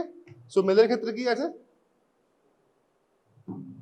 স্লোপ দেখা যাচ্ছে, হ্যাঁ, ফিমেলের ক্ষেত্রে স্লোপ না ভার্টিক্যাল, ভার্টিক্যাল, হ্যাঁ। এবার গ্ল্যাবেলা দেখা গেলে আর একটু কম ইয়ে করে নি,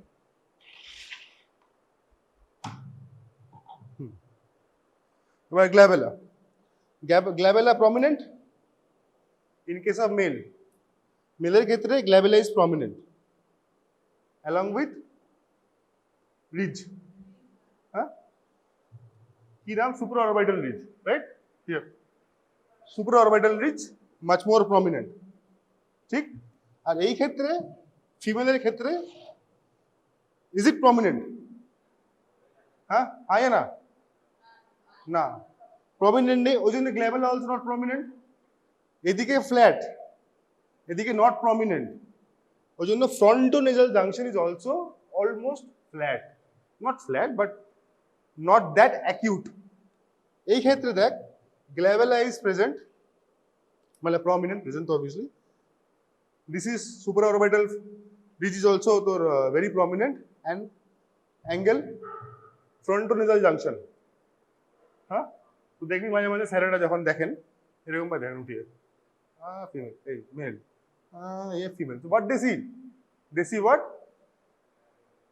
the frontonasal angle, ঠিক আছে না, the frontonasal angle, ঠিক আছে। তো এছাড়া কি কি আছে, তাহলে গ্যাবেলা বললাম, frontonasal orbit, orbit is generally square in case of male, কিন্তু ফিমেলটা একটু দেখতে একটু স্কোয়ারিশ টাইপের, বাট মেলের ক্ষেত্রে মোর স্কোয়ার, মোর অলওয়েজ স্কোয়ার, ঠিক है। Apart from that what else are there, cheekbone, zygomatic arch and mastoid process, cheekbone is round, cheekbone এই যে সামনে, নট জাইগোমেটিক, আমি আসবো। এবার দেখ আর্চটাকে দেখ, আর্চ দেখেছিস কত বড়, হ্যাঁ, একটু স্যার এখন আসছে খোলা, রাইট, আর এখানে দেখ কম খোলা না বেশি খোলা, একটু লাগানো, রাইট।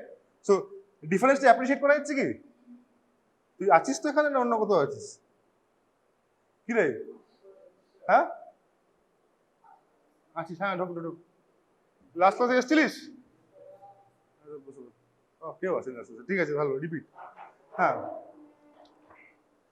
তো অ্যাপ্রিশিয়েট করা গেছে, এটা zygomatic arch is much more plane in case of females, it is much more curved in case of males. তো কি বলছে জাইগোমেটিক আর্চ, হ্যাঁ, মোর প্রমিনেন্ট লেস প্রমিনেন্ট, ঠিক আছে। এবার ম্যাস্টয়েড প্রসেস, ম্যাস্টয়েড প্রসেস মেলের ক্ষেত্রে কি হবে, ওয়াইডার হবে, লঙ্গার হবে, রাউন্ড অ্যান্ড ব্লান্ট, ঠিক আছে। মেলের ক্ষেত্রে ম্যাস্টয়েড কোনটা, ম্যাস্টয়েড প্রসেস ওটা, নেভার মাইন্ড, এই দেখ ম্যাস্টয়েড প্রসেস, আর এর একটু, হ্যাঁ ওকে ভাই, দিস ইজ শর্ট, ওয়াইড, একটু ব্লান্ট তো আছে, ঠিক আছে। তো দিস ইজ মেল, আর এদিকে দেখ জাস্ট কম্পেয়ার করবি, একটু একটু লম্বা, আর দিস আর অ্যানাটমি ডিপার্টমেন্ট আমাদের কাছে, আমরা এখনো পাইনি, চেষ্টা চালিয়ে যাচ্ছি, কিন্তু আমরা এখনো পাইনি।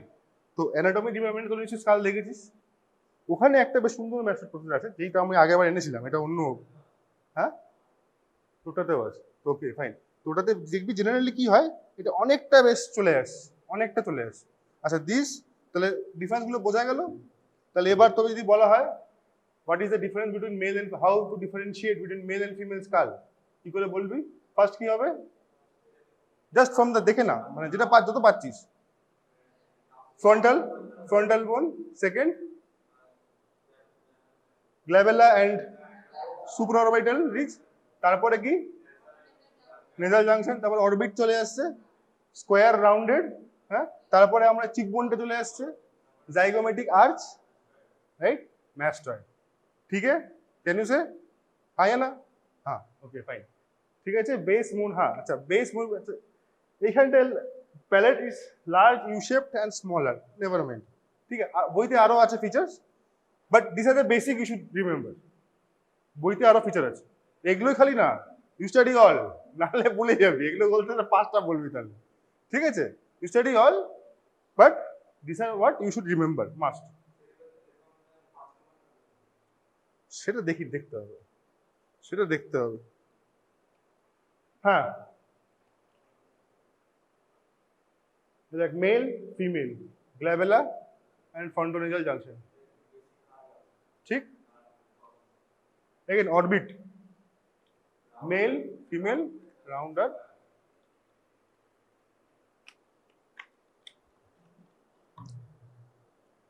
নাও আচ্ছা কি নিয়ে এখনো, সেক্স আর রেস। নাও এজ, ঠিক আছে। এজ দেখার জন্য কি কি দেখবো?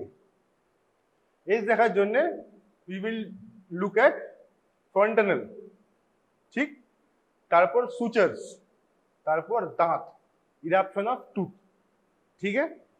টিথটা স্পেসিফিক্যালি একটা আলাদা ক্লাসে হবে, সেই ক্লাসের উপর ডিপেন্ড করে সেই ক্লাসে আমরা ডিটেলসে টিথ পড়বো, কোথায় কি, কেন teeth is very important. So shifting to sutures. Sutures, point to remember, যে সুচারগুলো, ক্রেনিয়াল সুচার ভিতর থেকে বাইরে অব্দি জোরে, মানে একটো টু এন্ডো টু একটো, একটো, হ্যাঁ, এন্ডো অ্যান্ড এজ অ্যাট একটো, ঠিক।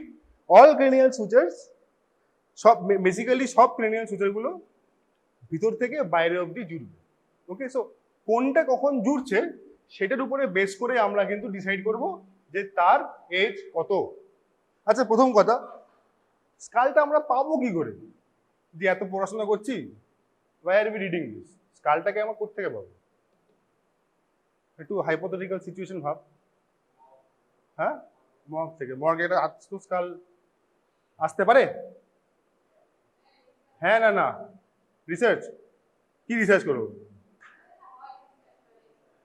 মর্গ থেকে রিসার্চ তো অবভিয়াসলি, ওয়াই নট, রিসার্চ তো অবভিয়াসলি, কিন্তু ইয়ে যেটা তোমার লিগাল কাজ, মেডিকেল লিগাল কাজ, সেটা হচ্ছে আসতো একটা খুলি আসতেই পারে। আমার পার্সোনাল এক্সপিরিয়েন্স, যে বর্ধমানে যখন আমি পিজিটি ছিলাম, মানে পোস্ট গ্রাজুয়েট ট্রেনিং, তখন বর্ধমানে 2বার খুলি এসছে। একবার খুলিতে বেশ সুন্দর আবির টাবির লাগানো, তিলক টিলক লাগানো, কোথেকে আসতে পারে? শ্মশান, রাইট, শ্মশান, তন্ত্র সাধনা, ঠিক, সম্ভবত, মাইট নট বি। কিন্তু ইন্টারেস্টিং পয়েন্ট ওয়াজ একটা বুলেট ইঞ্জুরি ছিল। So now it became in medico legally very relevant. এটা বুলেট ইঞ্জুরি না, তার মানে অনেক কিছু হতে পারে, মানে অনেক কিছুই হতে পারে, কিন্তু মানে পরে ব্যাপার। কিন্তু প্রথম হচ্ছে কখন আসবে, সো এরকম ভাবে অটোপসিতে আসতে পারে। সেকেন্ড, আচ্ছা এই ধর তুই যদি এই বোনটা পেয়ে যাস, ধর you are the autopsy surgeon, এই বোনটা তোমাকে পুলিশ নিয়ে এলো, স্যার ইয়ে মিলা ক্যা করে ইসকা, হোয়াট ডু ইউ থিঙ্ক, এটা কে তোকে দেবে? আর who would lose a skull? Police কেন দেবে? পুলিশ স্কাল নিয়ে ঘুরে বেড়ায়নি, মানে পুলিশ তো কোথেকে পেয়েছে? শ্মশান, তো শ্মশানে এরকম স্কাল পাবি? খালি স্কাল শ্মশান থেকে হতে পারে, বাট শ্মশানে কিছু কবরস্থান, যাই হোক, বা অন্য কিছু, এনিথিং অ্যাপার্ট ফ্রম গেভিয়ার, রিসার্চ, স্টুডেন্ট, ক্লাস, আমি কোথেকে বললাম? আমি তো ওকে মারিনি রে ভাই।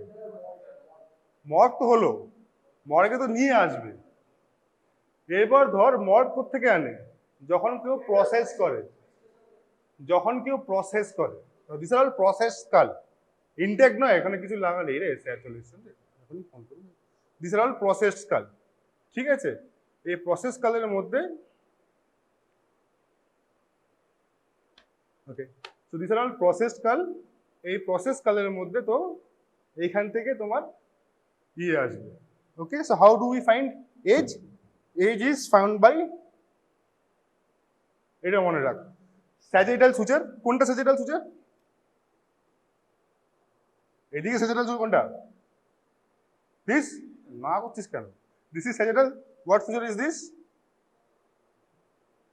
কোরোনাল। What is this? ল্যামডয়েড। ঠিক আছে, স্যাজিটাল সুচার। পিছনেরটা আগে যদি জোরে 30 to 40, তারপর অ্যান্টিরিয়ার 40 to 50, তার মাঝখানে 50 to 60।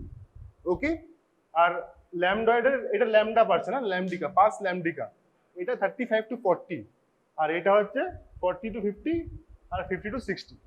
ঠিক আছে, সো হ্যাঁ, এই এজ গ্রুপে এরা ফিউজ হয়, এই এজ গ্রুপে এদের ফিউশন শুরু হয়। ঠিক আছে, না জেনারেলি ফিমেলের ক্ষেত্রে ফিউশনটা একটু 2 বছর পরে হয়।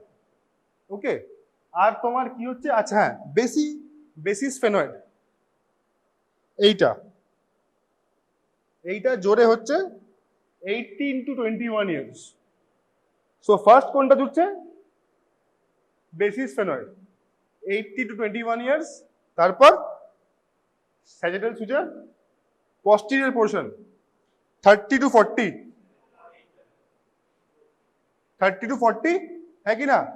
তারপর অ্যান্টিরিয়র পোর্শন, তারপর মিডল পোর্শন। ঠিক আছে, নাও টেল মি, বেসিস ফেনয়েড জুড়েছে কি জোরেনি? ধর জুড়েছে, কোথায় জুড়েছে? খালি না? So this is more than 21 years. আমি বাকিগুলোতে গেলাম না, কেন? 30 to 40, 30 নিচে হলে 30 জোরে নি, মানে 30 তো হয়নি, তার মানে this should be someone female 21 years, 21 to 30 years of age. ঠিক আছে, জুড়েছে মানে জুড়েছে, কিন্তু এইটা দেখ এখানে জোরে শুরু করেছে, তার মানে দ্যাট ইজ, হ্যাঁ এক্স্যাক্টলি। ঠিক আছে, আচ্ছা গ্রুপ চেঞ্জ হয়ে গেছে, গ্রুপ এটা সি। ঠিক আছে, তাহলে আমরা কি কি শিখলাম? Age, race and sex. Okay, finish. What do you know about uric acid? কি মনে হয়? Yes, metabolic end product of what? Proteins, all proteins. Metabolic end product of which substance in your body? Huh? Nucleic acid. Okay.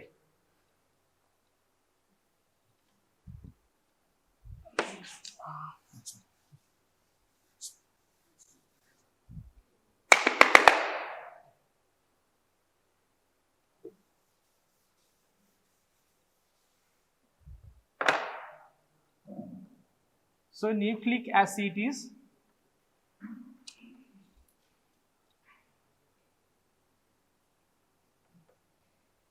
what is the structural unit of nucleic acid?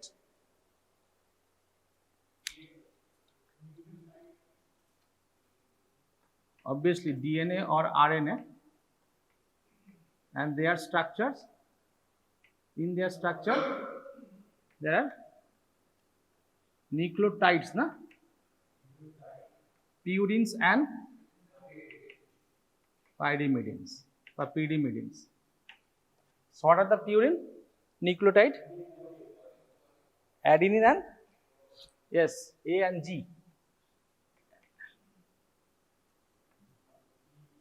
and pyrimidines CUT, cut, cytosine, uracil and thymine. So cytosine is common for both DNA and RNA. Uracil is for RNA and thymine for DNA. Okay. So let's focus on purine metabolism.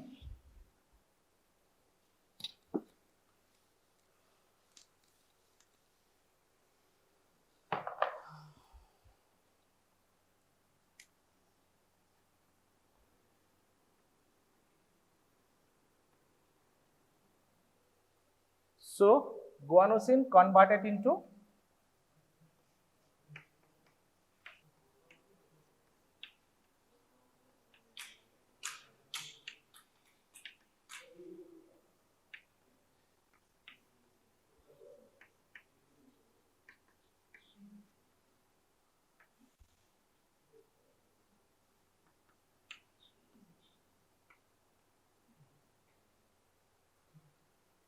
so this is the pathway of metabolism. Okay, this metabolism occurs in site of metabolism. Where? এই metabolism কোথায় হচ্ছে? Continuously ব্লাডের মধ্যে চলছে এটা, mainly in the liver hepatocytes. Okay, so sites of uric acid formation. What are the sites? First is liver, second is endothelium, vascular endothelial cell. Okay, third is kidney, second GI tract, fourth is muscle. So these are sites of uric acid formation. Most important is liver, and almost 85 to 90% uric acid is synthesized in liver. Good. Now what are the enzymes in this reaction? Important enzymes. You know the only one. Okay, no problem. So guanine deaminase ultimately leads to formation of conversion of guanine into the xanthine. Okay, there is also xanthine oxidase, and here is also xanthine oxidase. Okay, it's ultimately formation of uric acid. In some animals but not in humans, this uric acid usually converted into more soluble product. Do you know what is the name of this product? Urica? No, not urica. কি মনে হয় তোমরা জানো? বলছো না? অ্যালান্টোয়েন।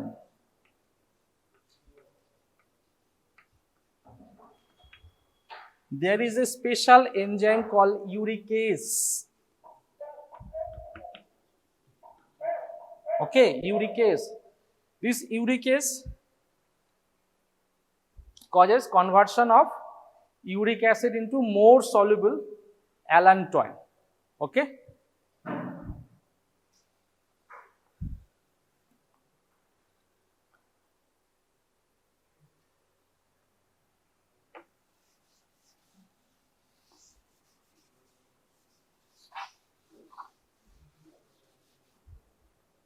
Now what is uric acid?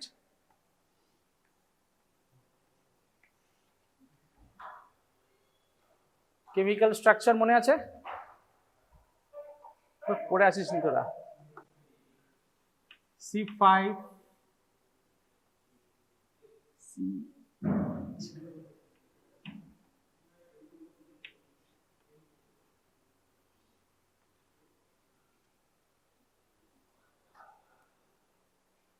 and molecular weight is around 168 Dalton. Okay.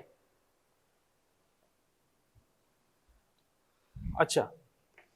What are the normal function of uric acid in your body? What do you think? কিছু কাজ আছে না এমনি তৈরি হলো আর বার করে দিল বডি? না বডিতে কোনো কাজ আছে ইউরিক অ্যাসিডের? কি মনে হয়? কিছু কাজ আছে? কোনো বেনিফিশিয়াল এফেক্ট আছে ইউরিক অ্যাসিডের ব্লাডে? এটাই হয়, মানুষ ওটাই দেখে যেটা প্রবলেম করে, তাই না? নিঃসারে নিবৃত্তির যে উপকার করে যাচ্ছে সেগুলো কারো নজরে আসে না। ঠিক আছে,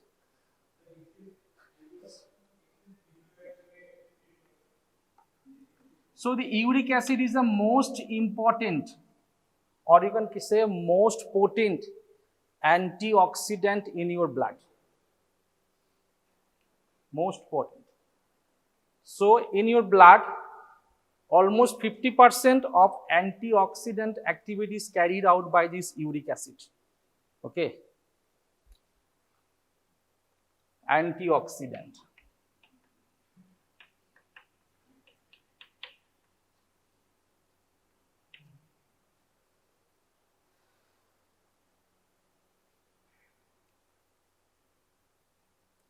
it also maintain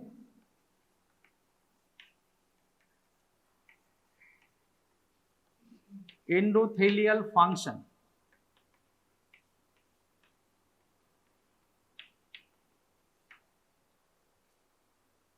So in patient with very low uric acid, it has been found that there is endothelial dysfunction. Okay. আর কিছু মনে হচ্ছে? আর কিছু কাজ আছে ইউরিক অ্যাসিডে?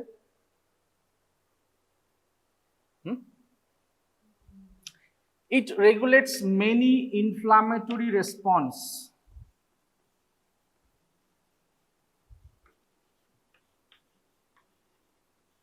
Especially type 2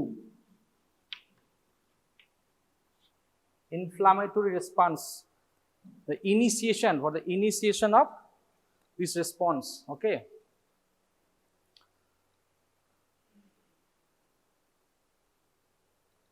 মনে থাকবে এইটুকু?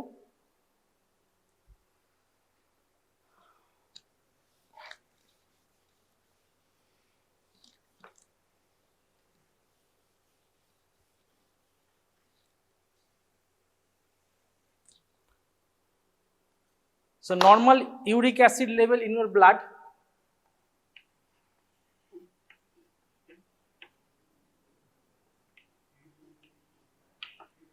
কতটা? Is around 3 to 6 milligram per DL deciliter. Okay. Male to female, slight variation by about 1. Hyperuricemia কখন বলবে? Hyperuricemia in case of male more than 7 and female more than 6. It's called hyperuricemia. Now, what are the causes of hyperuricemia? কি হতে পারে hyperuricemia? Causes? বলো। Uric acid synthesis তো হবে না। Hyperuricemia causes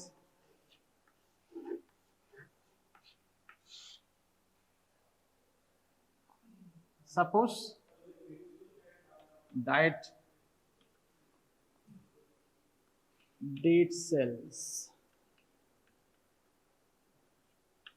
or nucleic acid. So diet contain purines, diet contains nucleic acid like animal proteins. And there is metabolism of endogenous dead cells or nucleic acid that leads to ultimately uric acid formation. Okay. This uric acid is excreted via, what are the excretion site? কোথা দিয়ে বার হয় uric acid? Ball.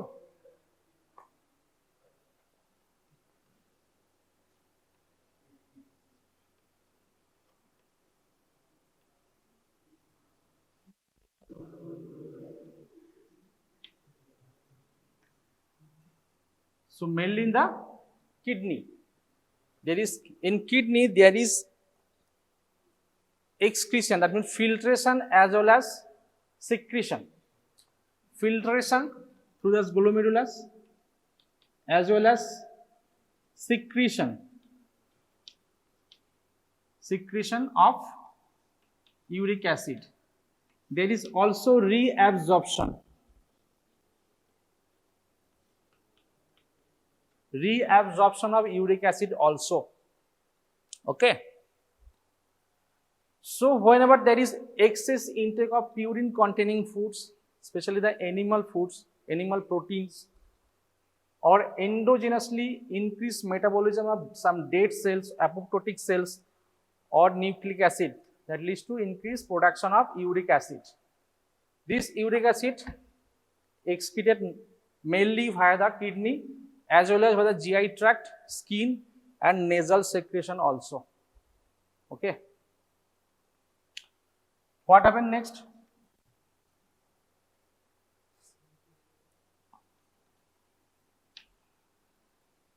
if there is decreased excretion of uric acid in some conditions like, bolo,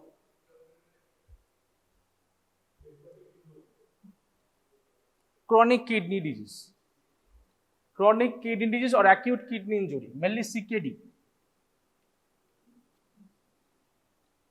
In nephropathic condition, that leads to decreased excretion of uric acid. Okay.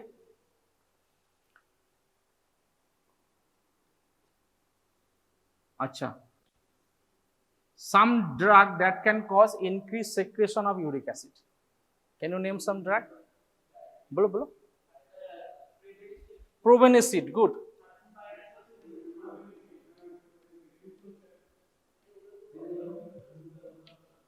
Probenecid or sulfenpyrazone or high dose of salicylic acid. In high dose salicylic acid, okay.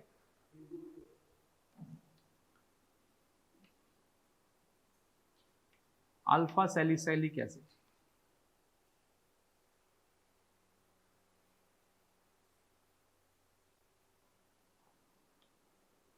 Drugs causing decreased reabsorption of uric acid. Allanton kotheke gelo? Some diuretics like hydrochlorothiazide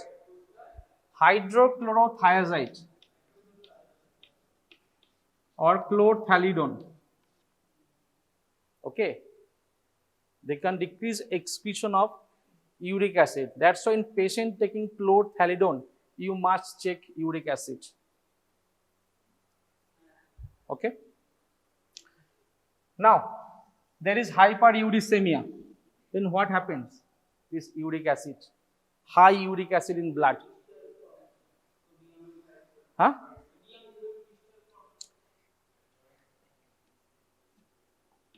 Some uric acid converted into MSU. What is MSU?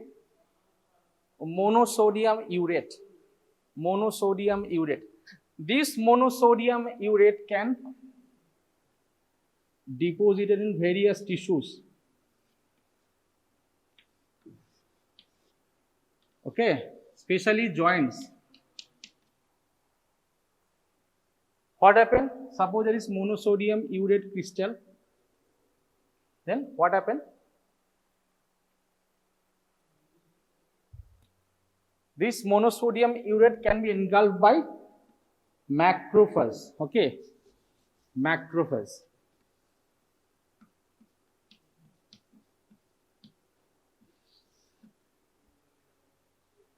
And macrophage try to kill the organism. Okay, it is not an organism. What happened? Next, there will be secretion of some cytokines and initiation of inflammation. Cytokines that leads to inflammation. তোরা next year ভালো করে পড়বি, ঠিক আছে? কি রে, এদিকে ধ্যান দে।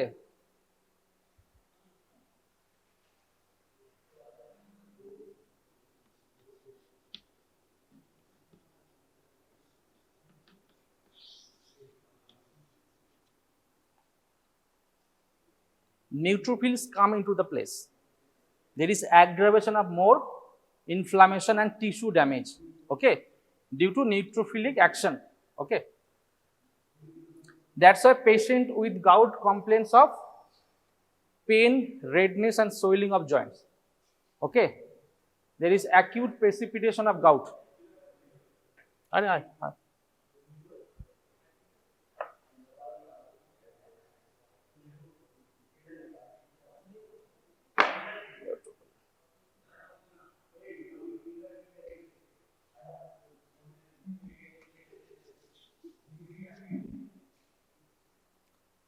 আচ্ছা, নেক্সট বুঝলি কি বললাম? So monosodium urate crystal is engulfed by macrophage. There is initiation of inflammation cascade. Neutrophils come into place and there is more augmentation of inflammation that leads to tissue damage. Okay, swelling, redness, and tissue damage, inflammation.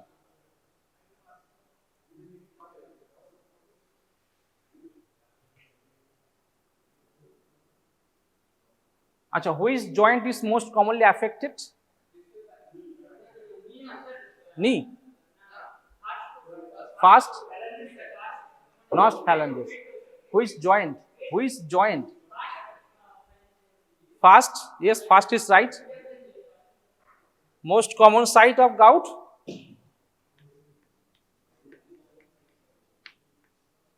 First, which joint? MTP joint. Metatarsophalangeal joint. First metatarsophalangeal joint. Why? Why this joint is most commonly affected? Yes, one is dependent part, very important. Second is repeated trauma. One is repeated trauma, and second is due to gravity, gravitational force. Okay. This is a hypothesis, but actual cause is not known. আচ্ছা,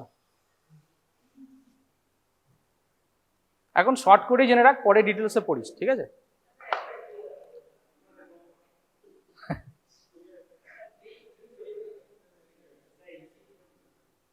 তাহলে hyper ইউরিসিমের cause বুঝলি? কি এক নম্বর কি বলবি? এক নম্বরে কি বলবি? Hyperuricaemia. Yes, diet, excess amount of animal protein intake. Okay, due to sudden breakdown of huge number of cells in your body, like in condition like tumor lysis syndrome or any condition that leads to increased breakdown of cells. Okay, next, problem at the excretion site. Okay, like chronic kidney disease. Some drugs like diuretics, they can cause.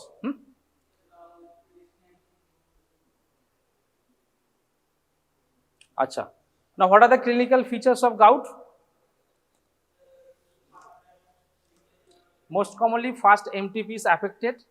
Patient presented with sudden onset, acute onset, pain, redness, and swelling of a joint. Associated fever, fever থাকবে একটু, fever malice থাকবে, ঠিক আছে? হ্যাঁ, টফাই থাকবে, chronic গাউটে আসবে টফাই, acute গাউটে থাকবে না, ঠিক আছে? বারবার রিপিটেড অ্যাটাক হওয়ার জন্য যে জয়েন্টটা ডিস্ট্রাকশন হবে বা ইউরিক অ্যাসিড বারবার ডিপোজিশন হওয়ার জন্য টফাই ফর্মেশন হবে, সোয়েলিং হবে, ভিজিবল সোয়েলিং থাকবে একটা, ঠিক আছে? আচ্ছা, ডায়াগনোসিস কি করে করবে গাউট? একটা তো ক্লিনিক্যাল ফিচার্স থাকবে, ঠিক আছে? আর কি হবে? ব্লাড টেস্ট করবে, uric acid, most of the cases high, but it may be normal in some cases. Uric acid সবসময় ব্লাডে হাই নাও থাকতে পারে, তাছাড়াও গাউট হতে পারে, ঠিক আছে? আর কি? Most definitive diagnosis of gout, x ray করতে পারি, সেখানে ইরোশন থাকতে পারে, এটা নন স্পেসিফিক। ডেফিনিটিভ ডায়াগনোসিস কি? Confirmatory diagnosis of gout. CRP তো ইনফ্লামেশন বাড়বেই, যে কোনো ইনফ্লামেটরি কন্ডিশনে সিআরপি বাড়বেই, সিআরপি, ইএসআর এগুলো বাড়বে। সাইনোভিয়াল ফ্লুইড অ্যানালিসিস, ঠিক আছে? নিডল দিয়ে অ্যাসপিরেশন হবে, সেটাকে তুই কি করবি? মাইক্রোস্কোপ দিয়ে দেখবি, ঠিক আছে? Microscopic examination.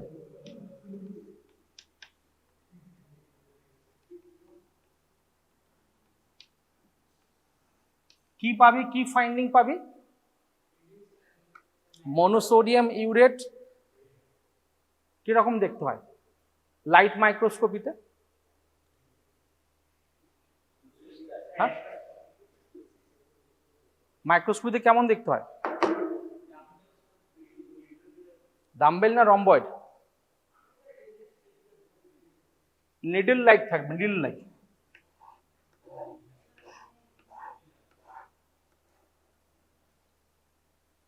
ঠিক আছে?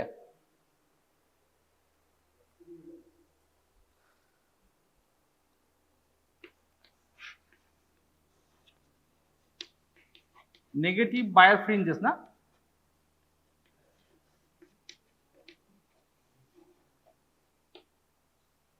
ওটা কি ইউভি লাইট না কি রে, দেখেন একটা কি বলে ওটাকে,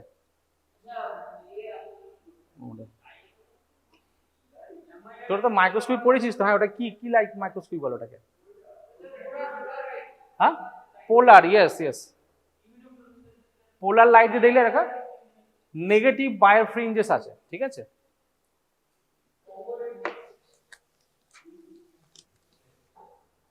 গাউটের ট্রিটমেন্ট কি করবে? একটা ডায়াগনোসিস করলি গাউট হয়েছে, হ্যাঁ অ্যাকিউট গাউট,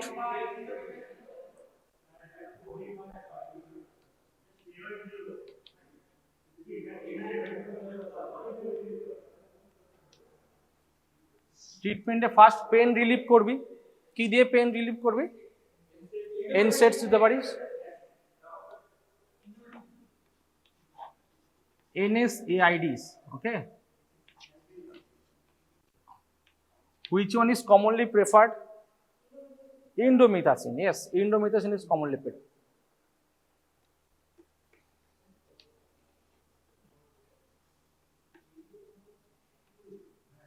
সেকেন্ড কি দিতে পারিস?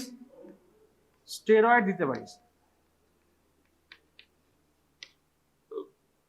স্টেরয়েড দিতে পারিস, স্টেরয়েড ইনফ্লামেশন কমাবে, ঠিক আছে? আর কি দিতে পারিস?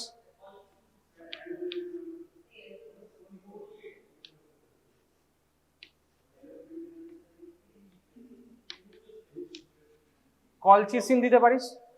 কলচিসিন কিভাবে কাজ করবে এখানে?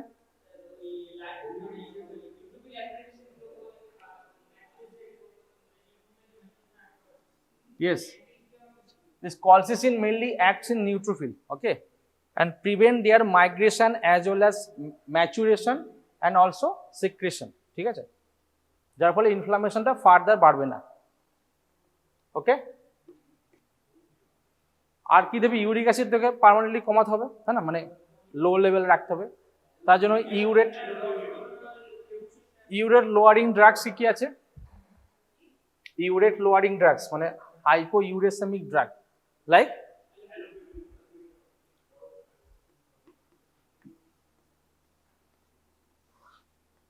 এক নম্বরে কি আছে?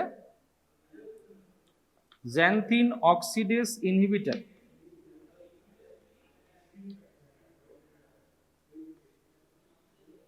like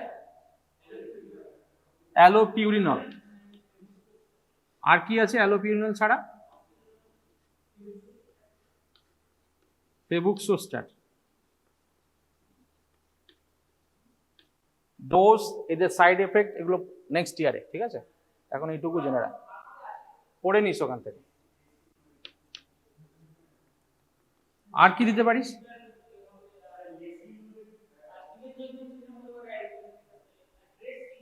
অনেক কিছু আছে। আচ্ছা, ইউরেট লোয়ারিং ড্রাগস আর কি দিতে পারিস? Urate lowering drugs